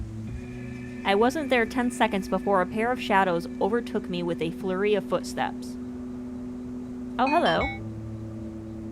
I heart me, LOL. Hey, Runt, looky here. Temple and Church. What interesting names. Where you been? They flanked me, pawing at me and tugging on my clothes for a second before settling down, knocking against each other breathlessly. Where have I been? It's only been a day. Y'all can't handle not seeing me for 1 day? We got so damn bored without you. Yeah. Who do we bitch at after classes, man? Yeah. Besides, you were just too damn fun to pick on. Yeah. Well, here I am. Hee. Temple and Church were the twin terrors of Dwight Dixon. Skip Claus, vet turned doctor. Oh shit, that's not even a doctor! I like them well enough, but by God, if they weren't like two rubber balls bouncing off the floor and the ceiling and the walls and each other so fast you couldn't keep track of either of them until one of them hit you right between the eyes. Doc said they were blessed with an overabundance of energy. Riled up, I call it. Always ready for pranks, for mischief, for distracting you with a tall tale that went fucking nowhere while the other snuck behind your back and swiped your rations. I knew from talking to their dad that they turned 18 over the winter, but if I asked them their age myself, they'd never give me a straight answer. The truth wasn't as fun as keeping people guessing. Hell, last year they swapped places in school for a full week before anyone noticed that temple was church and church was temple. The masks were a boon to such nonsense, and even though they got reprimanded for their prank, I had a suspicion that they still swapped places with a frightening regularity. I knew temple liked spikes, and church had a real liking for trinkets. It was the only way I could remember to tell them apart. Okay. What trinkets do you have? I mean, I guess you have rings and stuff. All this high energy and thirst for mischief made them pretty good sources for gossip, though how they managed to get in on so many secrets while being so loud was beyond me. They might know something helpful about what happened in the church, but if they were sensing I was sniffing around for secrets, they might withhold it from me, turn it into a game. I didn't have the courage to ask myself then if their pranks had taken a turn for the twisted. Hunter finally let you off your leash? Hey, I ain't on a leash. Alright then, come hang out. You wanna hang out? Jimmy's got his bike all fixed up and he made a huge ramp over this huge mud pit he found behind the mill, and we're gonna see if he can jump it. But you can't tell anyone about it because it's dangerous. And we'll get our asses kicked if his mom and dad finds out. Because, you know, last year he broke his leg jumping out of a barn and dad didn't know if it'd set right. And he's not even supposed to have his bike after that mess with the tractor. But we think he can jump that pit. Yeah, I want to see him jump that fucking pit. Come on, Runt, don't you want to see him jump the pit? Or eat shit? Come on, watch. Come watch. We never hang out. You never hang out with us anyway. We want to have some fun. Come on, Runt. They were jumping up and down with excitement as they finished, thinking on what a glorious sight it'd be to see Jimmy go over the pit of mud. A small part of me did want to see it, but shucks, man, I hate to say it, but I gotta shift soon. Oh no! Come on, Runt, just once. You're no fun. You never come hang out. They were right. I never did hang out. It might have been a good idea to go, especially if a whole group of kids was gonna be at this mud pit. I could ask around, see if anybody knew anything. Kids were underestimated as eyes and ears in the town. They got themselves into all sorts of secrets. All us grown-ups were too busy to gossip or the grapevine or whatever. But at the thought of going to hang out with a bunch of towny teens, my stomach sunk. Also, Hunter would beat our ass if we did not go with Carver. And then Carver would beat our ass. The truth was, the twins, all the other kids in town, they made me feel old. Old and out of place. Kids were precious in Skip Claw. After the blackout, when it had become clear that the skies were never gonna clear and nothing was ever gonna get better, the townies got together and decided to piss off Hunter in the worst way possible. They declared that nobody under the age of 18 was to be put to work. No jobs, no shifts patrolling the perimeter, no skipping out on getting an education to work alongside their parents. The parents of Skip Claw wanted their kids to just be that. Kids. Hunter went ballistic. Shouted that they were weak, hanging on to the ways of a world that didn't exist no more. Blind to the realities of the one we really did live in. The perimeter had only gone up as fast as it did because we had the kids right there helping their parents around the clock. As Hunter saw it, Skip Claw wanted to let them fuck around and contribute nothing. They wanted to bring them up soft and useless. They wanted to set their kids up for dying. A bad fight broke out in the meeting hall that night, with Carver and Tanner trying to keep Hunter from killing anybody in the mob, while also trying to keep the mob from killing Hunter. Even still, a man nearly died getting in Hunter's face about keeping his son off the patrols. In the end, Hunter was outnumbered and exhausted by the group of desperate parents, and he relented on one condition. They had to learn survival too, and they had to learn it good. That calmed Hunter down enough to not finish the bloodshed he started that night. He walked out of that place with only a simmer of rage keeping his shoulders taut. Not that it was alright, though. It wasn't what Hunter wanted. and he made it everyone else's problem. First it was me. Beaten blue and bloody the night of the town meeting? What the fuck did I do? Then it was one of the Mason teens running home with a dislocated shoulder for crossing too close to the church property.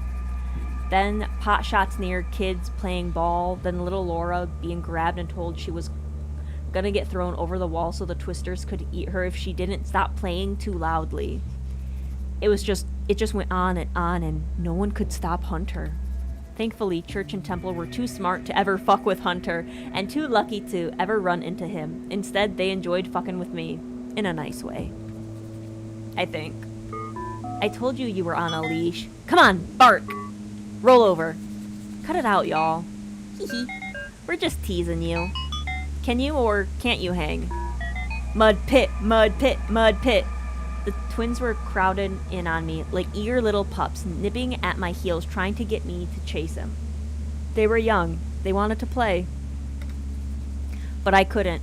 No matter how much they included me, I felt a wall between us.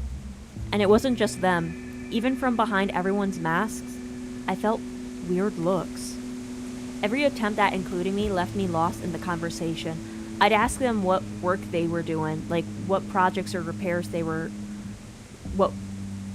had going on, and was met with silence. I wasn't one of them, and I never would be. But the twins, bless them both, never seemed to give up on me.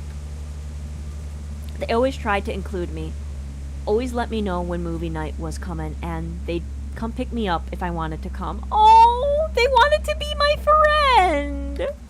But hanging out was not part of survival, not for a strayer. And so I had to content myself with the solace that being alone was better than being black and blue for having friends. Hey, what's going on in that big head of yours? Yeah, Mr. Mysterious. Are you trying to be all cool again? I ain't. I'm sorry. I can't hang out with you guys, but what? What's going on? Something wrong?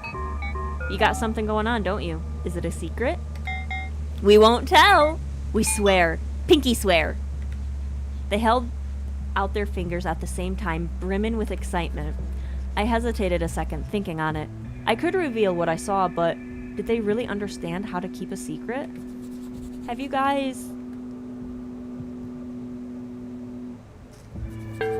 seen anything weird? Weird? These twins are true besties. They are my fave so far.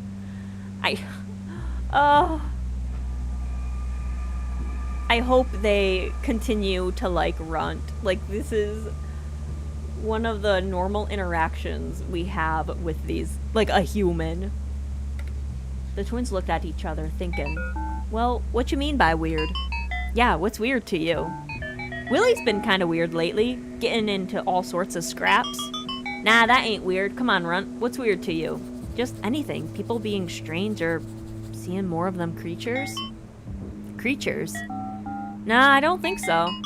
We could ask around. You want us to help you? Yeah, we can help. They nodded their heads eagerly, quivering in their boots with excitement. You want to help? Help was like a magic word to them. They nodded, knocking into each other. What's the mission? Yeah, what do we gotta do? I hesitated. I didn't want to tell him what happened, but I couldn't not give him something to work off of. There was a bit of, like, graffiti over at the church. Hunter's steaming about it. And some gutted up animals around the perimeter. If you hear about anyone bragging about that kind of thing, tell me. Nobody else. You hear? Just me. We getcha. Hunter's gonna kill him, right? I faltered. The starkness of it stung. He might. We can be discreet. Don't you worry about us. I nodded, but despite their promises, worry started nagging at my gut. It wasn't so much them finding something out. Rather, it was someone knowing they were being hunted down. That kind of fear can drive you crazy, make you all twisted up. You might find you end up hurting somebody. Whew. Like a deer caught in a bear trap, just flinging its weight about to get free. The twins started walking off. As I trailed behind them, they shuffled restlessly, nudging each other as we walked aimlessly around the plaza. Listen, Runt, we gotta ask you a bit of a favor, seeing how you're a bit older and all. What's that? Surprisingly, Temple didn't say anything, but looked around like they were nervous, crossing their arms. You tell him, Church. Reading material? You know, some more adult stuff. Stuff we can't get in school. You want porn. You want me to find you porn. Okay. I don't even know where I can get that porn. Come on, dude, don't toy with him. He doesn't know what you mean. I tried to ignore the sting of those words. Temple came in close, lowering their voice. We want porn, okay? Old porn mags. They got naked ladies and fellas and all that. Sometimes doing stuff, too, you know. Together. The way Church said together made me more grateful for my mask than I ever had been in my entire life. My face got so red so fast, I felt like I was sticking my head into an oven. Porn, yeah, I heard of it. Sure. But I didn't know, I mean, I had always heard it was kind of a thing where you'd know it when you saw it. And I've been keeping my eyes out, but I don't think I've ever seen it before. You think you might, you know, see Red in your future? Red's one of the characters' names. I think we might get a porn mag from Red. Huh? Gosh, Red! He's got a whole stash of mags, but he won't give them out to any of us. We saw his stash when he went by on Saturday. He always does that Saturday report. Yeah, after we dropped off those cassette tapes from Miss Karn. We tried breaking in, but the door was locked. The porn man, focus! We've been trying to get somebody else to get him, but nobody will borrow some for us. Except maybe you? I'll see what I can do. So we have another mission. We must get some magazines. Dude, no way. Thank you, man. Just get a handful of anything. We can pay you back. We can trade you some secrets. Yeah, we know a thing or two. Really? Yep. Even about you strayers. Okay. Despite their bounce and giggle and energy, I felt suddenly cold. My neck hair stood up. I had images of Hunter's fist coming at my head. Was he watching now? Mad that I was letting some scrap of news get away, I went to stop the twins, asked them what they meant, but they were gone. Okay, so now we really need to get those magazines. They sped off, bounded like the dogs they were into the muddy streets of Skipclaw. I realized then that I hadn't asked if they had done it. It didn't seem right to. I doubted they did. They were young and dumb kids, but not that dumb to mess with our church. I felt that chill return. If they had done it, Hunter, no matter what, would kill him. He would have no qualms about it. No reason would see him through the haze of anger he had. Nobody could stop him. As I watched them run off, the ache grew heavier and heavier in my heart. Please, God, don't let it be them.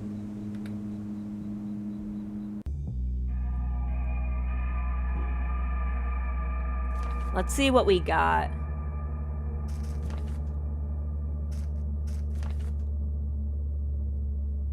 They were there.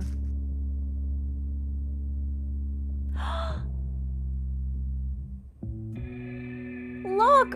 Our relationship! They like us!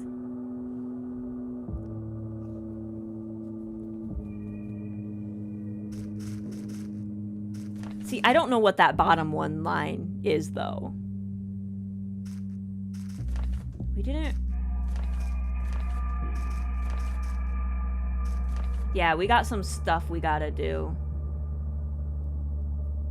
Porn mags from Red. Willie. We need to see Willie. I think we're gonna see Willie and Red tomorrow. And we're gonna talk to Carver, tonight. Okay, I think we're good. I lied. Oh, give me that. I've been flinching more. I can't help it. I feel like this is a scared one. This is how people perceive me. I don't know what that green one is. We haven't seen any green texts, though.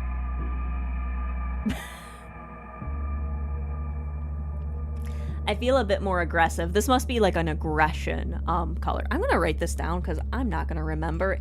And you can't look in your book when you have those decisions pop up. So I need to write this down because I have the worst fucking memory in the world.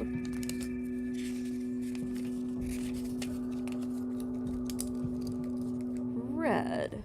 Aggress. Green. I don't know what green is, honestly. Yellow is people liking. Blue is scared. Okay.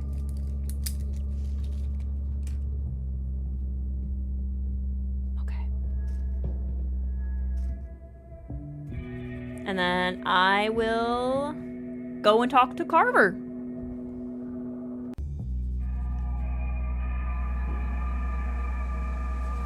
Today was Carver's turn to lead patrol.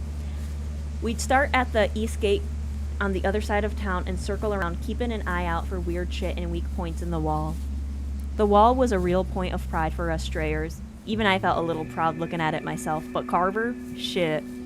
The way he looked up at that wall, the swagger he got in his step at the talk of it, you'd think the thing was his idea and he built it with his own 2 damn hands.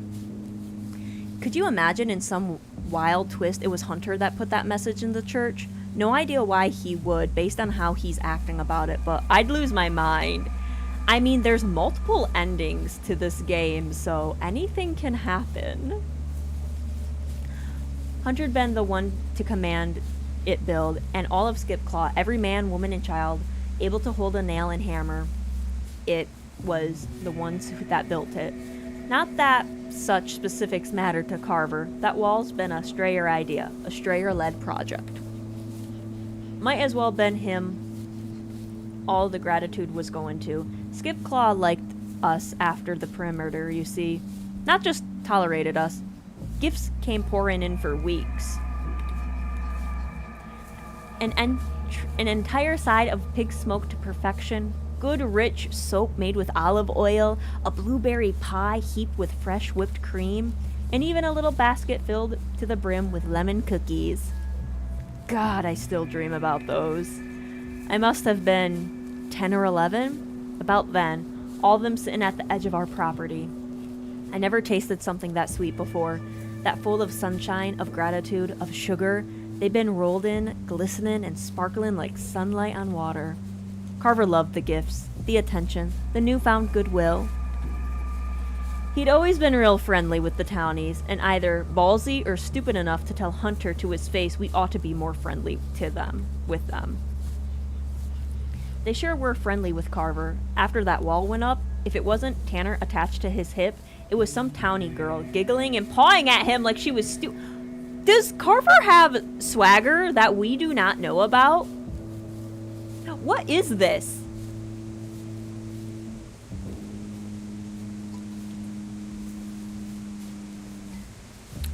What the fuck is this? Carver? Which, well, if she had a crush on Carver, she fucking was. Carver was a fucking asshole. The dirt cracked under my boots as I made my way through town. People passed by doing their daily labors. I got a few nods as I passed through town, and the gun strapped to my back halted all usual politeness behind that. Didn't matter what mask I had on, they knew who I was, and just what that gun meant. As I reached the end of the road, I saw those yellow ears waving in the wind, and my insides hardened up. God, I didn't want to spend the next few hours alone with him. He's rolling in high charisma, I guess. I guess. The only thing that tempered that dickhead out was Tanner, and Tanner wasn't fucking here. If he'd been around, there was a small fucking percentage chance that Tanner would be getting Carver's attention instead of me. But I was alone, and Carver's spirit was mean to its core. Always had been. He liked kicking you when you were down, talking over you, tearing into your shit when you weren't there. He was pleased as punch when he got a good little lick at you. And if you wanted to stir something up, he went toe-to-toe with no hesitation. He loved to fight. He loved to fight with me. He could get under my skin like a fucking cackling splinter. God, I hated his ass. The most infuriating thing of all was that Hunter didn't care who Carver fought, where he went hiding when he was supposed to be working, or who he bragged about fucking in town. Okay, so he is a player. He seemed to like Carver best out of us all.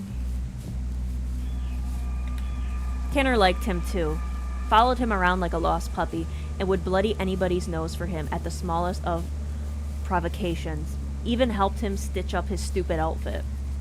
While Hunter's affinity for Carver was baffling, Tanner's made a sort of sense. He was a follower, Carver was a leader, Tanner was quiet. Carver did enough talking for the both of them. And it didn't hurt that they'd been born about an exact 9 months apart. Basically twins. They'd come up shitting in the same diapers and all. Hard to miss with a bond like that. Jesus Christ. I was gonna say they must be super close in age. Bad to mess with a bond like that, but I made my choice and I had to stick with it. I could sense Carver's shit-eating grin curling off him as I got close. That crooked smile under that stupid mask. God. Took your sweet time. Can't believe you calmed down enough to walk with me. Must have been your time of the month.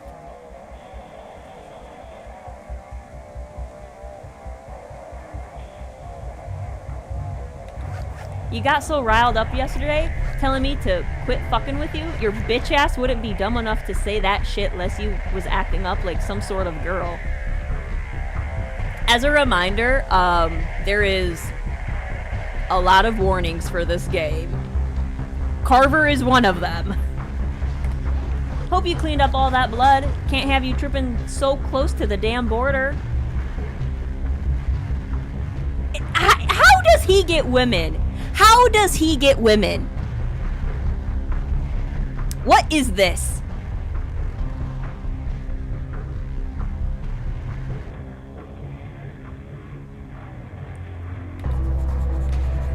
The less I said, the better. I didn't want to give his ass an inch. Hey, I'm fucking talking to you. Oh, his mask. It's actually jeans. Like his eye holes, those are back pockets. He stalked over, started knocking on the top of my head with a fist like it was a door. Fucking anybody in there? Hello?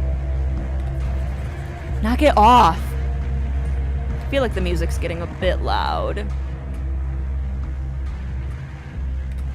I pushed him away and he staggered back a step. Oh, we're fighting today. That it? He was ready to fight, keen for it. Only the slightest nudge would spur him into an action. Let's just get to walking the perimeter. Sooner we start, sooner we're done with each other. He sniffed at that, but accepted it as the solid reasoning it was. He started leading the way, shotgun walking against his back. I followed, disgruntled. I still wanted to punch his stupid fucking head. It wasn't until about halfway through our patrols when he noticed something funny. He stopped, turned towards the wall, and stood with his arms crossed and his feet apart like he was gonna start pissing. Does that seem weak to you? He pointed his shotgun with his usual carelessness at the dead center of the wall. I didn't see shit except for a small crack between the two panels. No, it looks fine to me. Nah, look, that shit's weird. You see that? Get up there. Go check it.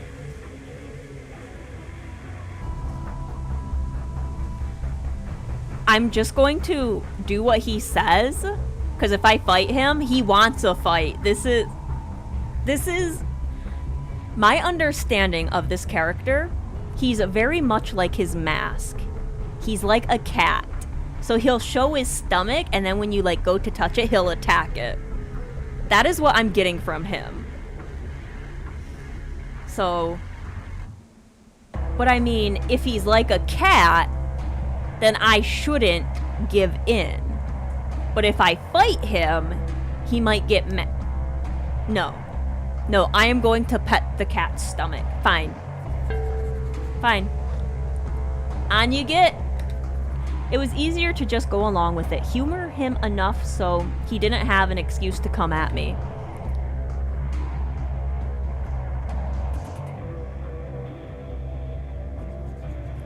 As ramshackle as the wall looked, the thing was a sturdy motherfucker. Made out of everything spare and scrap Skipclaw could spare. House sit-in, plywood, old roof tin, 2x4s, 4x8s, and every other fucking dimension of wood you could think of. It towered at 12 foot easy. There was a crack in it, a real slender like. About a knuckle wide, nothing a twister could ever get through. Fucking look, asshole. You think standing 4 feet away from it is fucking looking? I leaned in and pressed my eye into the crack.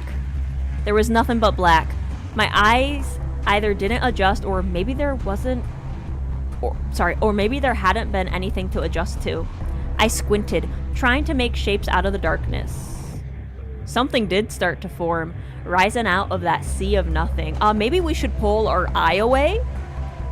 A pale shape. Crooked and strange and branch-like?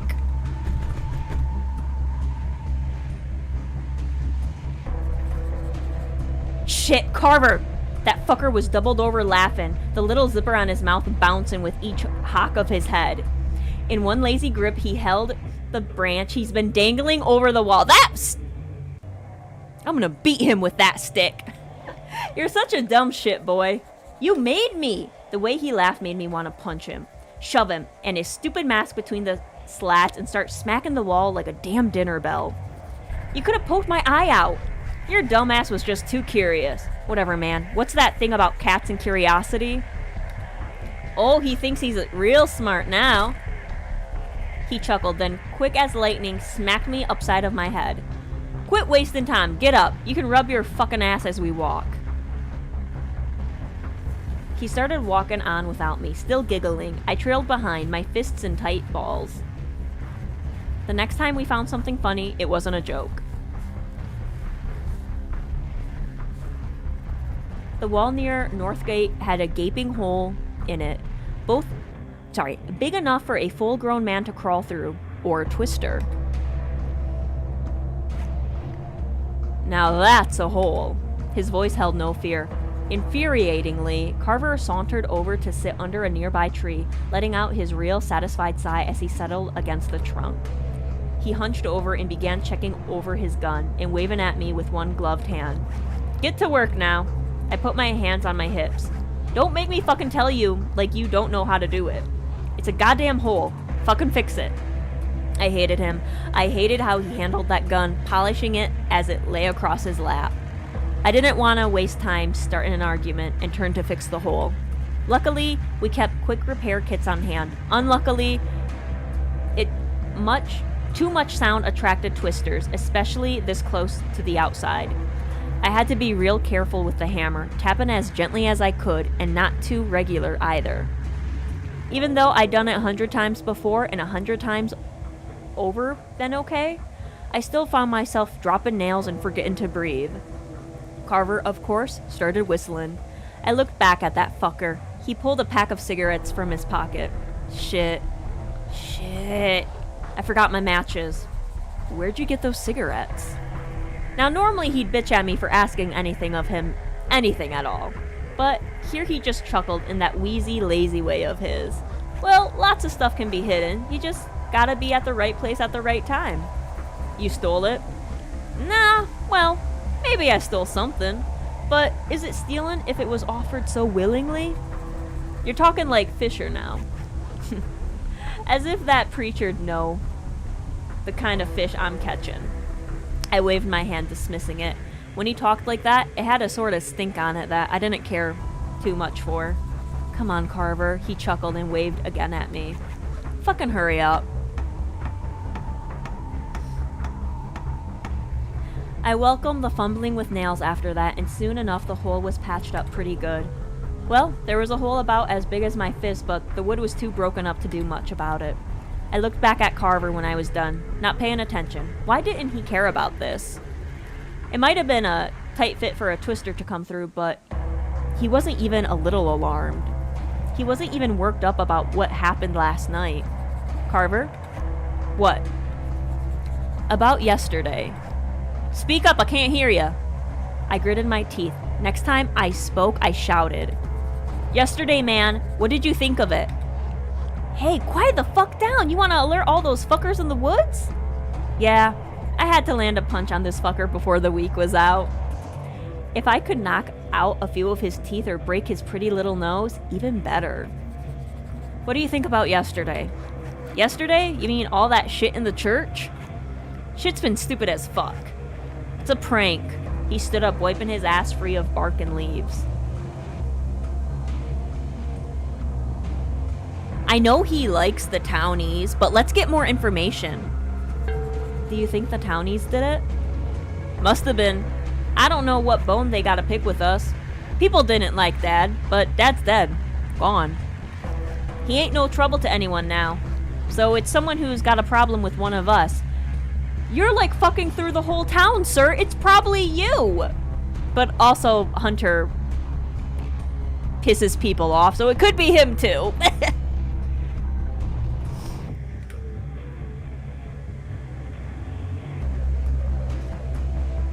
With you? No, I'm gonna say with our other brothers. Maybe we'll get more information out on them. With our other brothers? Use your head, you... I can say that word. I can say that word. But I know some people will be like, oh, you can't say that. No, I can. Because I am one. Be more specific. Oh. What if I do Hunter? With Hunter? Now you're fucking thinking. He ain't much of a people person, but he gets the job done. And some people don't fuck with that. Look, whatever it is, I don't give a damn. Make up your own damn mind about it. I'm not here to babysit you while you think about it. Finish up and let's get back. He sat back down in silence and idly flipped his pack of cigarettes between his hands. He had no answer, so I let him sit in his sullen silence. I scrounged around for another scrap of old wood hiding somewhere in the grass and tacked it best I could over the last little hole. I couldn't do much better than that. As I turned around to show Carver my work, I saw that he had left. Bored with workin', or his version of it, that fucking dickhead. With the sound of the perimeter wall creaking ominously behind me, I began to shuffle off home. I cast one last glance over the hole in the wall, its splintered mouth muffled by my new boards. Who made that hole? Could a twister have done it? Hunter would rain hell on me if he got wind of it and I didn't figure it out. The dread made the clomping of my boots even heavier on my way home.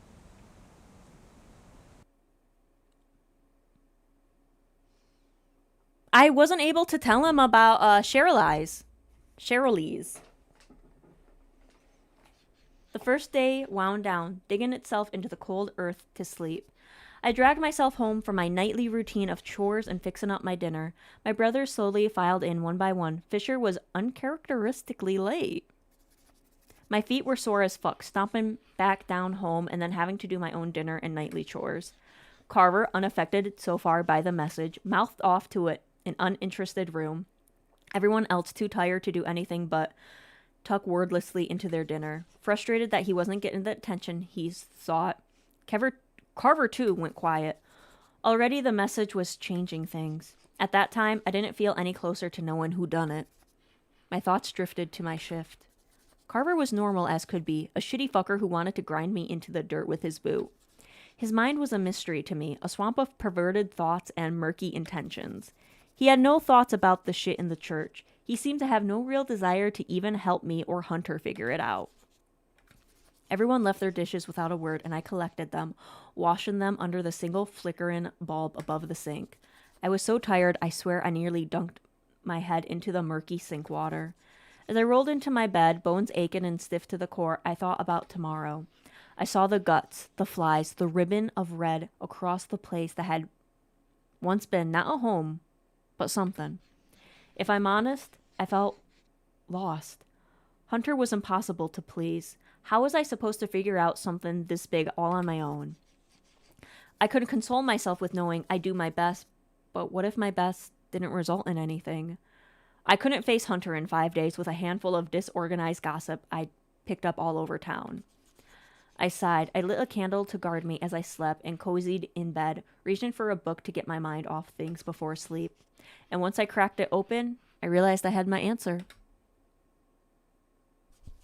In my hand was a thriller about an international spy. He wasn't especially strong or commanding or anything. He was just really smart. Real clever with putting clues together and figuring out what needed to be figured out. There was nothing stopping me from doing it the same way he did. I pulled out my journal and quickly started writing down everything I heard that day, marking out anything that was suspicious. Soon I had a list of clues, and with them, the questions I needed to answer to pin the right person. Who could have done it? Where were they on the day it happened? How did they do it? Why did they do it? What would happen on the 5th day? If I could answer all these questions, this whole thing would clear up. In the dim light of the candle, I started putting together the bits and pieces. At the end of the day, you will need to go over all you learned from your investigation. Okay, sometimes you need to be at the right place at the right time or appeal to people's personalities to gain clues. When you get clues, they will appear, When you pair those, you can make conclusions. Okay. Okay. Okay. Okay. I can still accuse someone. Okay. Don't have anything on him. I don't really have anything on the brothers.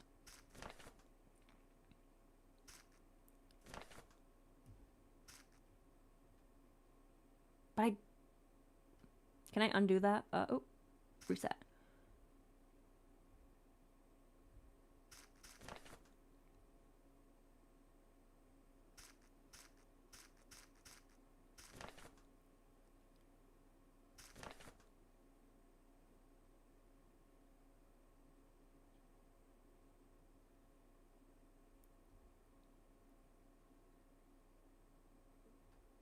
I can't do that.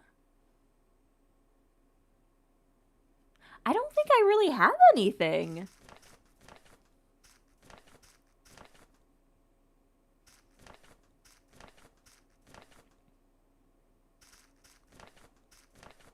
There was a hole in the fence just big enough for a twister. Yeah, we don't really have anything.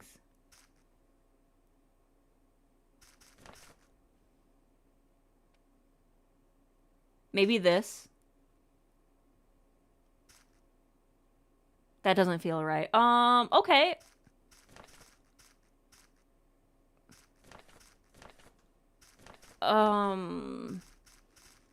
Okay, maybe hang on. Okay, so I can't jump between the townies and the brothers. I have to stay with the townies and I have to stay with the brothers. Okay.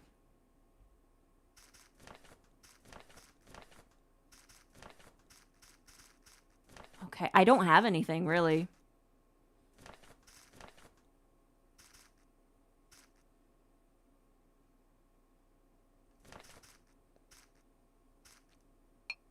Yeah, I can't. I don't think I can do anything right now. Okay, yeah, It was too much to keep thinking about. My head hit the pillow and my mask tight on my face. We'll have to see if we can get some connections tomorrow. I shut my eyes. My mind swirled to bitter images of guts, of blood, of blackness.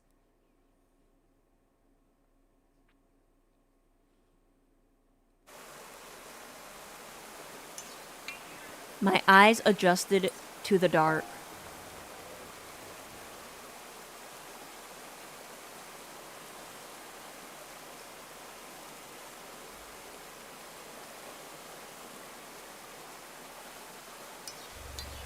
I knew I was asleep at the time, but it was a distant knowing. A speck on the horizon in the back of my brain. Before me, shimmering and distorted, was a face. Haggard, sunken, buzzcut, short as anything. It was my face. I was staring at my own face. I tried to focus on it. I tried to smooth it out. Heat built up in my head, pressure crawling along the inside of my skull. The more I tried to focus to make that face look more like me, the more the pressure built and built and built. And then I exploded. Light burst across my face. Flames swept up and over me into a black sky, their reflection rippling over the surface of dark water. It was so bright, it hurt. Strange to feel pain in a dream. Something was watching me. Something just over my shoulder. But I couldn't turn. I couldn't move my head. The heat was too much. It was too hot. Too fucking hot. I couldn't breathe. I couldn't breathe. I couldn't breathe. I wanted to wake up. I wanted to breathe. Wake up. Wake up. Wake up. Wake up.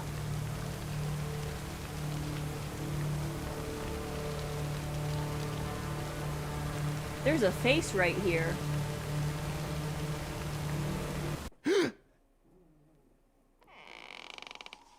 Years of living on the knife's edge gave me a certain reluctance to deep sleep.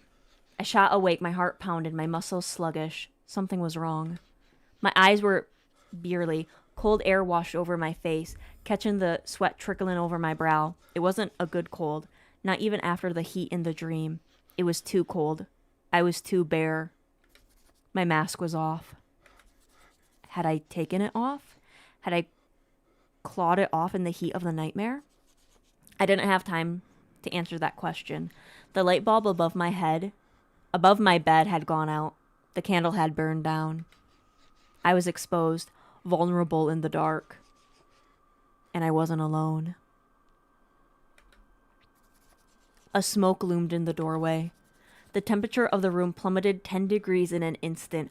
A pulse crept low into my eardrums. Without any light, without my mask, I was prey. I needed to find my mask, and fast. I fumbled under me in the dark, but all my hands found was a tangle of dirty clothes and blankets. Shit. Fuck shit. The smoke lurched forward, a white swirl brighter than the whitest day and moving faster than any wafting chimney or candle smoke you've ever seen. I didn't stop to think. I just scrambled back, cornering myself against the water heater. It was a stupid move.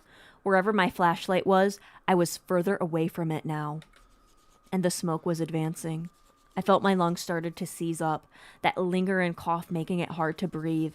The pulse in my ears started to whine. My stomach twisted.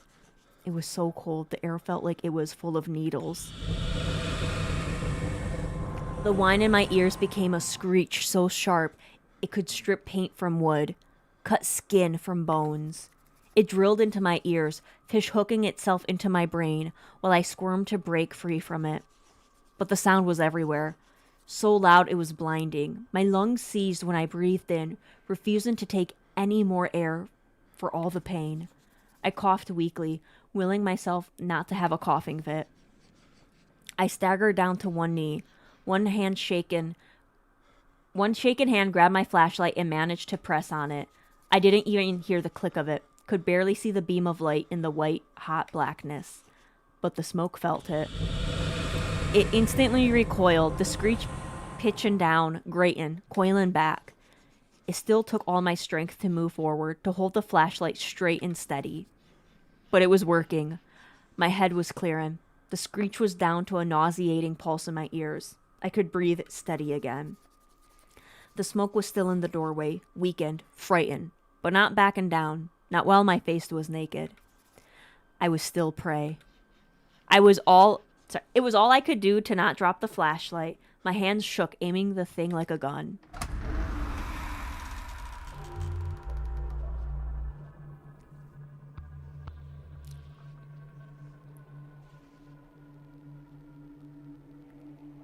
That's what my radio is for. Oh my god. Runt with your static. Okay, it's like Silent Hill. Use your flashlight to scare them off, and then we just have to Alan Wake it. Okay. Fuck a smoke.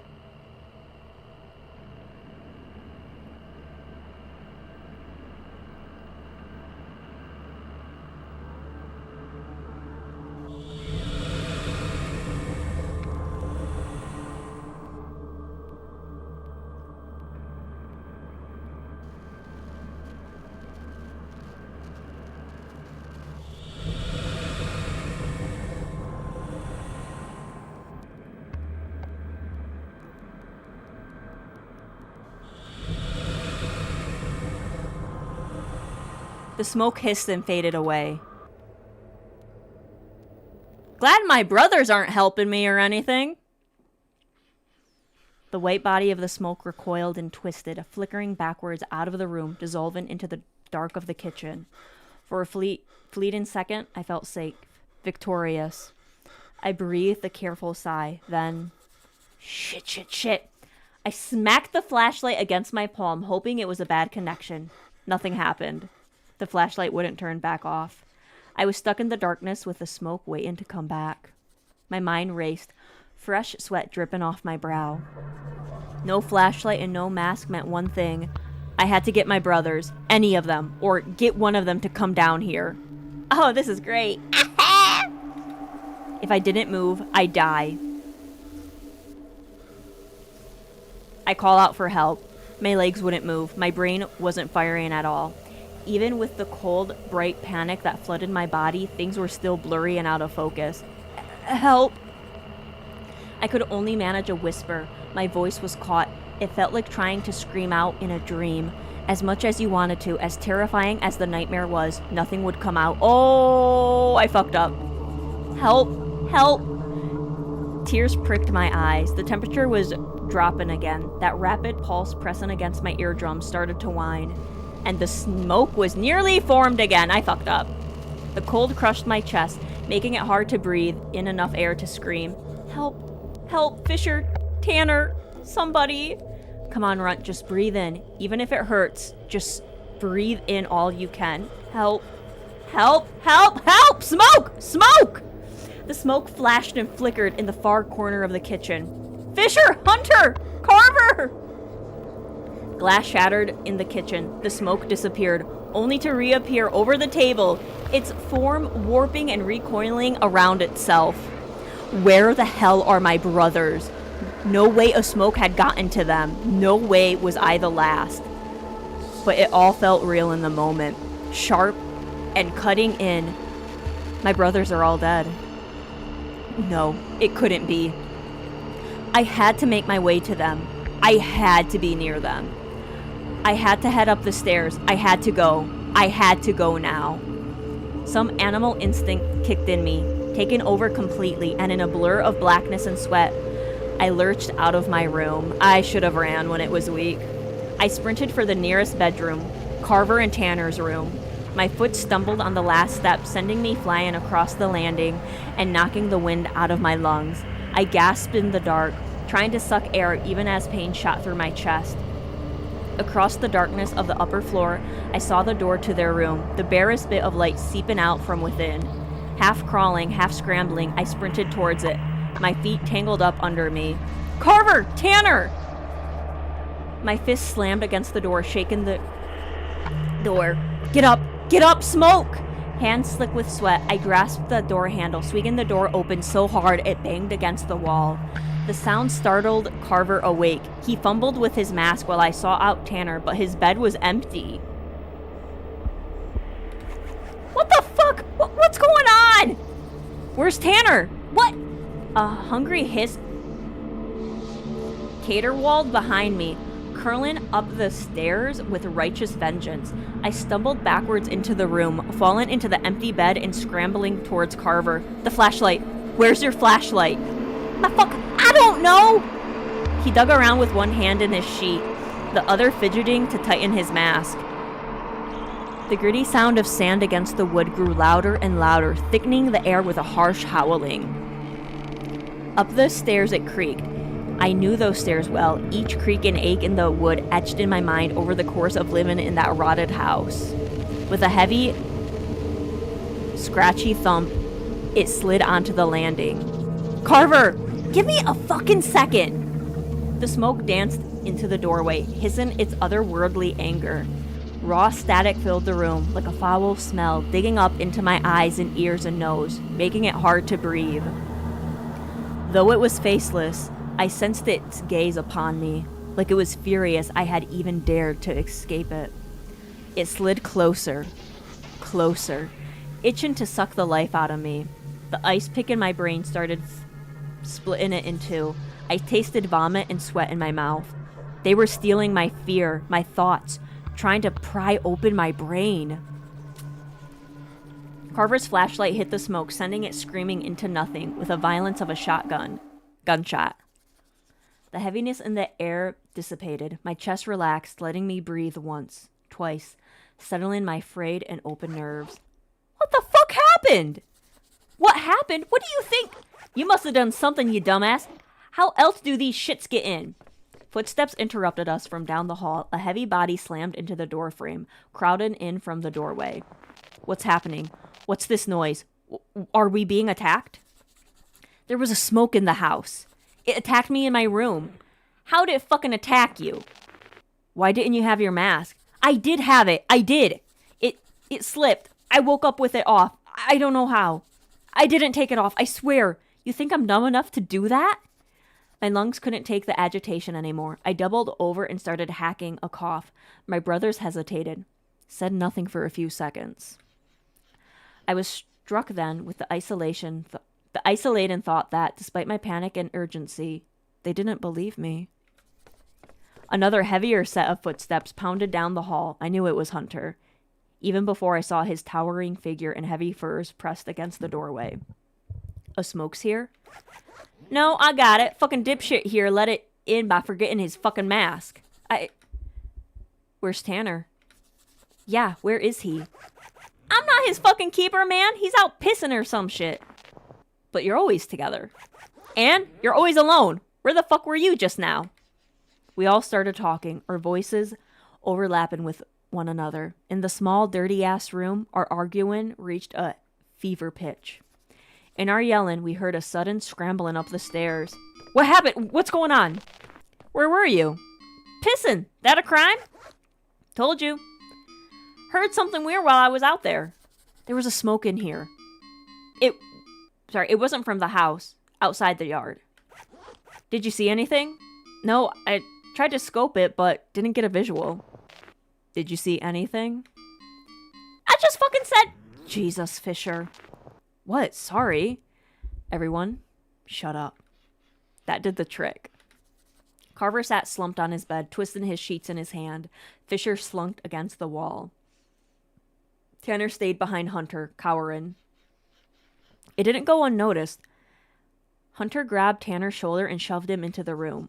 Tanner went flying, landing awkwardly on me, crouched at the foot of his mattress. Hunter pointed at me. Don't you ever take your mask off when you're alone. If I catch you without it, I'll chain your ass to one of their asses for a month. You'll need them to carry you around once I'm through with you. It fell off. Is that clear? Yes, sir. He turned to the rest of us, hands curled into fists. What was all our training for? Have you pathetic assholes forgotten what world we live in now? Fighting like fucking kids? Off in fucking dreamland when one of us raises the alarm? If any of us says we see shit, we move. We sat silently, afraid to speak. Do we understand? A chorus of yes sirs filled the room. And you, he pointed at Tanner. You don't leave without telling anybody where you're going. He had to piss. We gotta ask permission to piss in our own house now? Carver, shut the fuck up. I'm not talking to you. Keep your fucking brother in order. Carver crossed his arms and huffed. Tanner said nothing. Tanner, if I catch you on your own again, without notice? Oh, hell, come on, man. How are we supposed to go to the bathroom? Hunter reached down and grabbed Carver by the shoulder of his robe, pulling him up. You two fucking girls are gonna go arm in fucking arm, or I'm gonna lock the outhouse every night and make you piss in bottles. How's that? What about Fisher or Runt? You ain't making... Because you're the one pissing me off right now. Carver had no clever reply. Hunter relaxed his grip and turned back to Tanner, who sat there sulking at the foot of his bed, even more cowering than usual. If I catch you on your own again, without notice, I'll do twice the damage I would have done to your dipshit brother here. Don't disappoint me, and don't fucking disobey me. Yes, sir. Now, where did you hear a disturbance outside? It was like looking dead on the outhouse door about 9 o'clock from there. It sounded like it was moving to 10, 11 o'clock. Close? Far? Probably nothing but wildlife. Get back to bed, everyone. With that, Hunter grabbed Fisher's shoulder and shoved him down the hall before slamming the door. Tanner sat before me, visibly shaken in the gloom of the room. Tan? Get out of here, Runt. There wasn't anything to say. I wasn't allowed to stay with them. Part of me, sleeping on my own on the first floor, was to be a sort of guard dog, and an alarm to anything that might come through. I got my privacy, but not much peace. Oh. So Tanner and Carver share a room, and then Hunter and Fisher share a room? That's so sad. I descend down the stairs, trying to breathe as steady as I could, as if that would somehow keep me from being too scared. I tried to refocus, think back to my mission, if only to distract myself. The smoke's getting into our house. That had never happened before. It meant they were getting bolder. The thought gave me a cold chill. The idea of sleeping alone after that? Fuck. Besides the door to my room, I saw a scrap of paper pinned under my boot. I knew it hadn't been there when I bolted up the stairs. It was ripped clean in half, but I recognized the writing immediately. It was Tanner's. Hello, Bixie. Welcome on in. I hope you're having a good time zone. The writing was smeared by a rushed boot print, but I picked up a few words here and there. It was a letter to someone named Mark. The name vaguely rang a bell. Some townie, I thought. A thought darted across the field of my mind. Was Tanner not pissing, but instead writing outside the house? Why? I squinted, but the words were blurred. Out of fear that Hunter would think I had written it, I crumpled it up and buried it deep in our trash bin. It was curious. Why was Tanner writing letters to a townie? We're gonna go visit that townie. My head swirling, I stood up and stared into the dark of my room. My feet froze at my door. All at once, left to my own thoughts, a spiral of questions sprung through me. How had my mask come off? Why had my lights gone out? I curled on top of my mattress, the aching of exhaustion pressing against my eyes. Whatever questions I had couldn't be answered while I was tired. I would have to wait until morning and hope it all came together. Back I went into the black, dreamless world of weak sleep. Okay, so Tanner is writing to Mark. I don't know who Mark is. Okay, it's day 2. Let's get through breakfast, and then I think we might save it, maybe, and call it there. I thought we were going to finish this, but it might take us a few streams.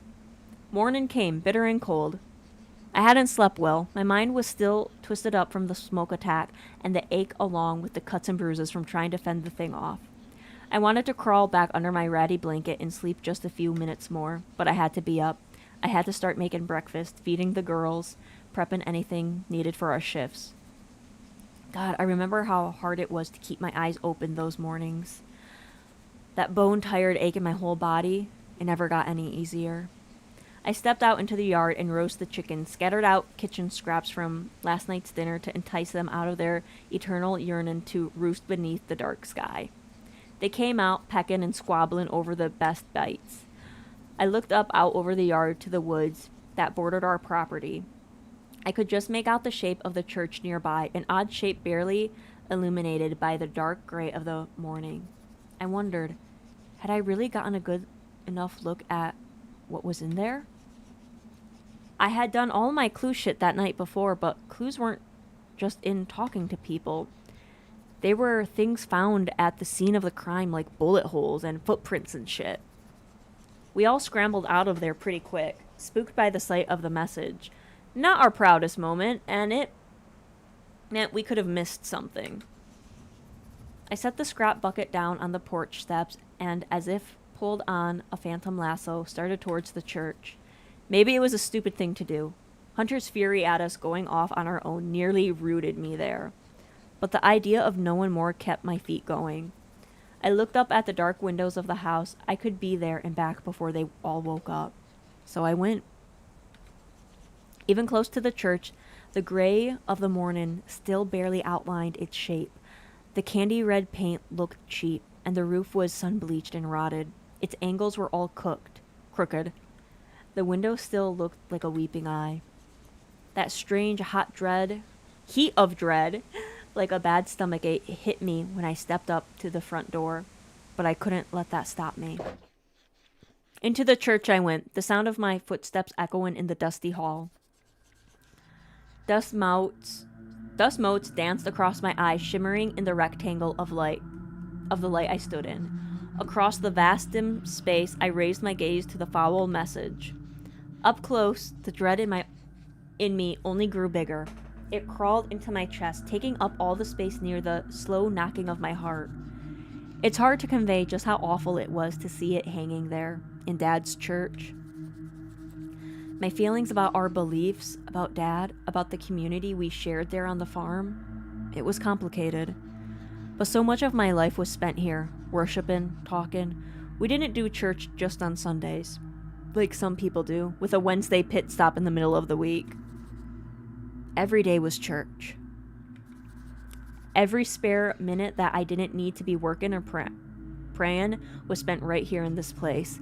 That message hanging there, it was like seeing your bedroom vandalized, searched through, burnt. Like some invader got into your things and ripped out all the stuffings in your toys. It was so personal, so threatening, so evil. I shook it away. I couldn't stand here all morning feeling sad and scared and weird. I stepped up to the altar, planted my feet, and started investigating. The floor of the altar was old, scuffed up. We had a rug here long ago, so Dad could walk up and down for hours while preaching. It had long since disappeared. I don't know where we put it. Maybe we put it in the house or tossed it out after it got too dirty. When its place was the bare floor of the platform. In its place, bits of it were broken. Gaps in the wood looked up at me like dark, hungry little mouths. But it wasn't anything new, just time and weather shattering the wood as nature is gonna do. Not really a clue. A weird smell hung over the blood spattering the walls, rancid and stale, with an awful hint of sourness. I remember smelling it when we came in yesterday. Hell, I think Carver or Tanner said something about it too. I tore off a scrap from my undershirt and dabbed it against the blood, soaking the whole thing in its rancid smell. Cool, I'm just gonna carry that around with me.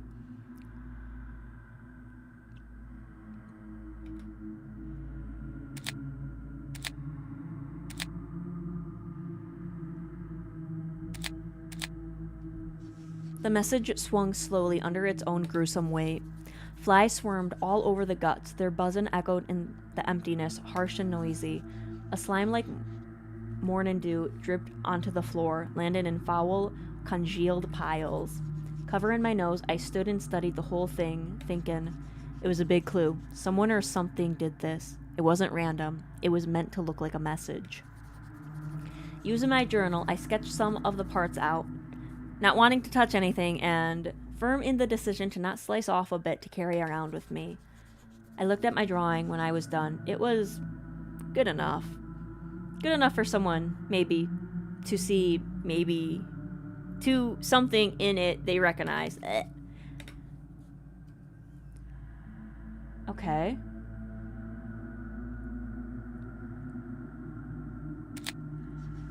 I looked along the walls and something struck me like lightning. We didn't have any other windows along that wall, or the one to my right, or the back wall. The only window was too high off the floor to reach easily, and the glass remained unbroken. I knew for a fact that it could not open. The front doors were the only way into the church, and they had been chained and locked. It meant someone had picked the lock or known the code.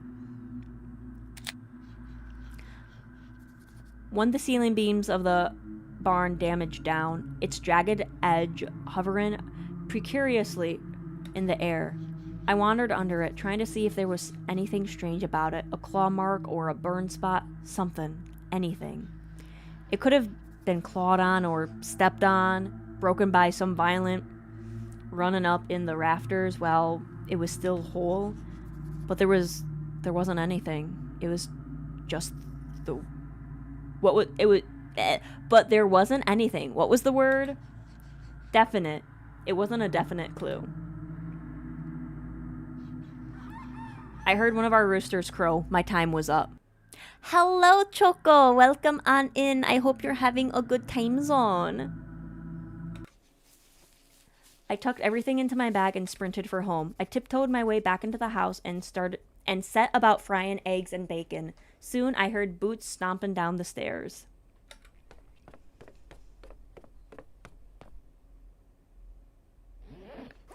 Oh, you're still alive, huh? What kind of thing is that to say to me? He chuckled to himself, sly and oily. Thought you might be smoke food is all. Shove it, man. Carver stalked close and slammed my shoulder as he reached for a glass from the cupboard. The hot skillet nearly flipped out of my hand, oil scorching up my arm. Fuck! I dropped the pan and grabbed the nearest cloth, while Carver chuckled again to himself. He sauntered back to the table, sitting with a self-satisfied thump.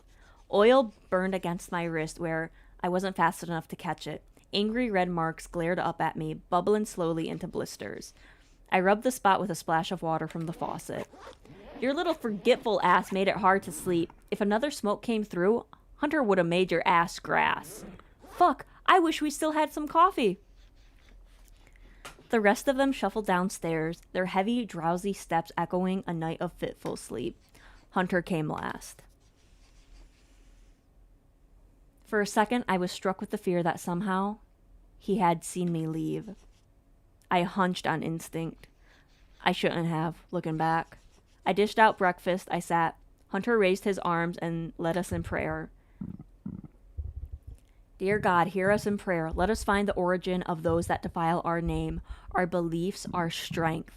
Let them feel our wrath, our force, as one. Amen. Hunter sighed heavily and looked at us one by one. I didn't want to speak. Nobody did.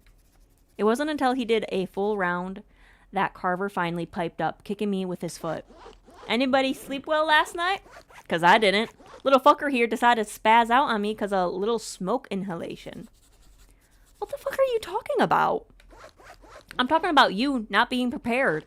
Why the fuck wasn't your flashlight ready? Why'd you come running to me crying and screaming? It died. It's cold. It happens. Yeah, we all say the same shit about our dicks too, but flashlights we keep charged. Prep. Right, Hunter? This dumbass should be fucking beaten blue for not keeping his shit in check. Carver, the smokes get in. They know our weakness. Oh, blow it out your ass. It's true, you heathen. Don't deny it. Just because you blind yourself to it with your whoring about. Thank you, Fisher. Fisher calls him out.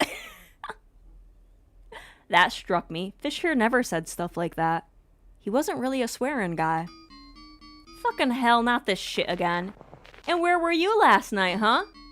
Pissing, like I fucking said. You gonna get on his ass too? It ain't no crime to piss. I was gone for like a second. Shut up! Hunter's fist slammed the table, freezing us all in place. I can't believe y'all are arguing about this when we have a mission right now.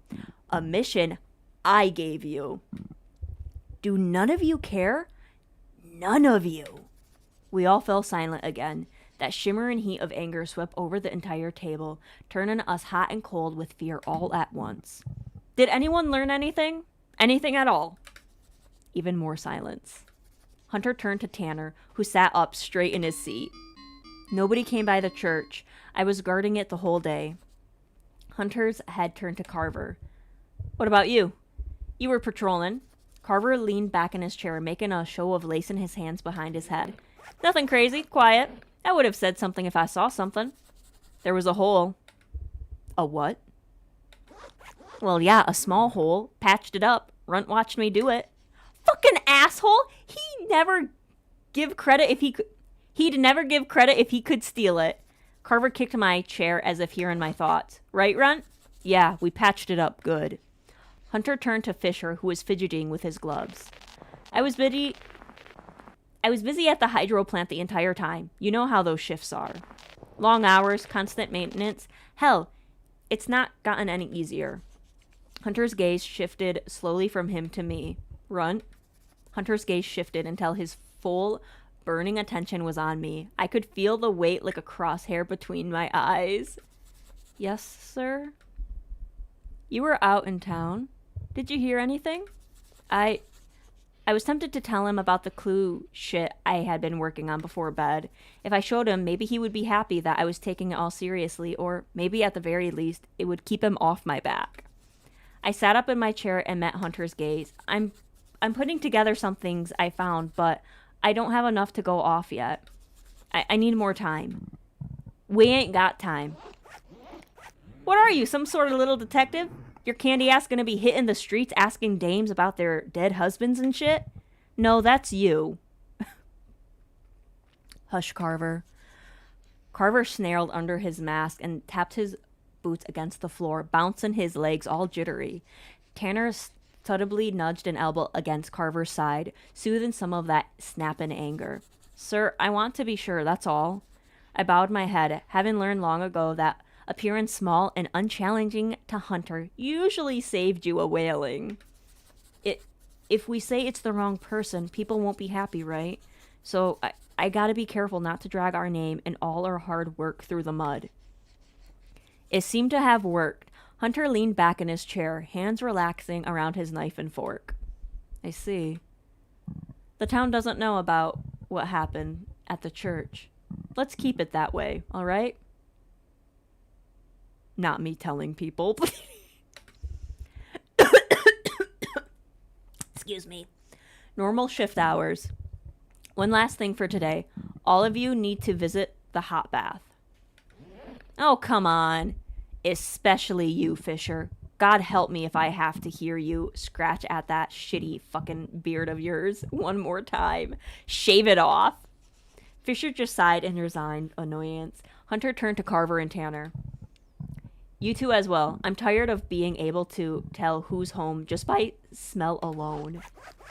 Listen, nobody's complaining about how I smell, man. Shut it. Hot bath or you're hurting tonight. You two, Runt. Everyone. Got it? We all nodded. As for your hours, Runt, you got We got 5 hours. Oh my god. But I need... okay. Pick your shift. No sense wasting time. Hurry up now. Yes, sir. Okay, so we automatic...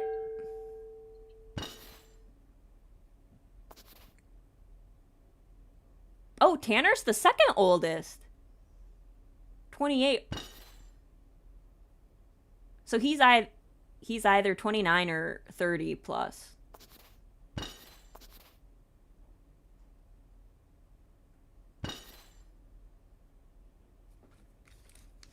'Cause I know.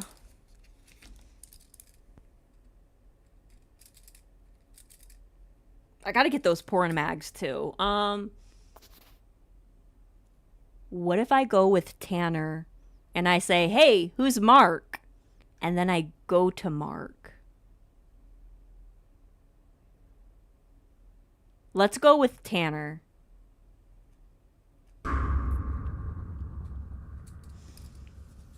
Tanner sighed but said nothing.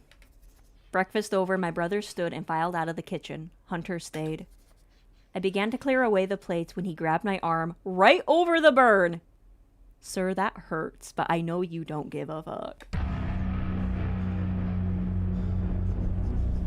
I nearly squealed in pain, but pure fear kept my mouth shut.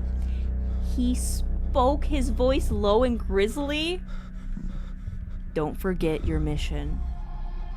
Oh, you can kind of see his face in there. Like, right there's his nose. Find the culprit. My arm shook in his grasp. Yes, sir. He nodded. He stood. I steeled myself as he walked around me, holding my breath, waiting. But nothing happened. He left the kitchen with the scuff of his boots over the linoleum. His heavy steps creaking, fading into the halls. I stood there frozen. It wasn't until the cock crowed again that I moved and finally started my day. With the dishes cleared, I set to work. Okay.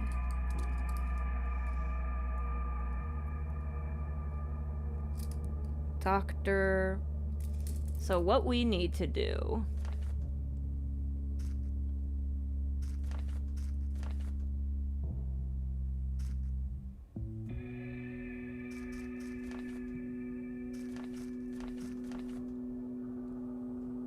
The only relationship I have is with Fisher, and it's only for a little bit. All my brothers hate me, lol. Got more information on them. What about me?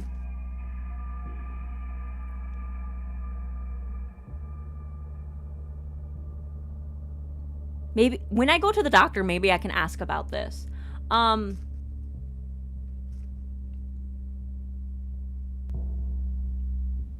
Okay, so we did save. So I think we're gonna end it here because it's been 3 hours and it was a lot of reading. So we can play a bit more. I want to play more, so we'll probably stream tomorrow as well. Because I am very, very, very much interested in this game. And I really want to know what's going on. But yes, I think we're going to end it here. And then we will pick it up later. And I already wrote down what we're going to do for the hours. So, we got that down. We'll get that taken care of. And then, yeah, I'm hoping we can get through maybe Tuesday and Wednesday tomorrow. And then that would be 3 days, and then there's 2 left. I'm so hooked on this story. I wasn't saying much because I was locked in.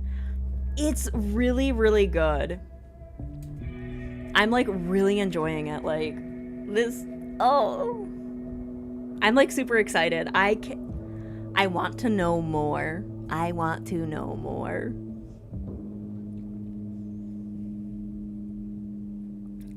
But another cozy stream. I was getting beat up this stream. I was getting beat up this stream. Everything wants to kill me. But yeah, it's so interesting. Like, none of the brothers like him. And it's like, if he randomly died, like he said, they would not mourn him as a brother. They might mourn him as a soldier. But it's a very bleak, I mean, it's a Southern Gothic horror game. Of course it's gonna be like this. But man, damn. No one's in my well, Fisher's in my corner. Fisher's in my corner.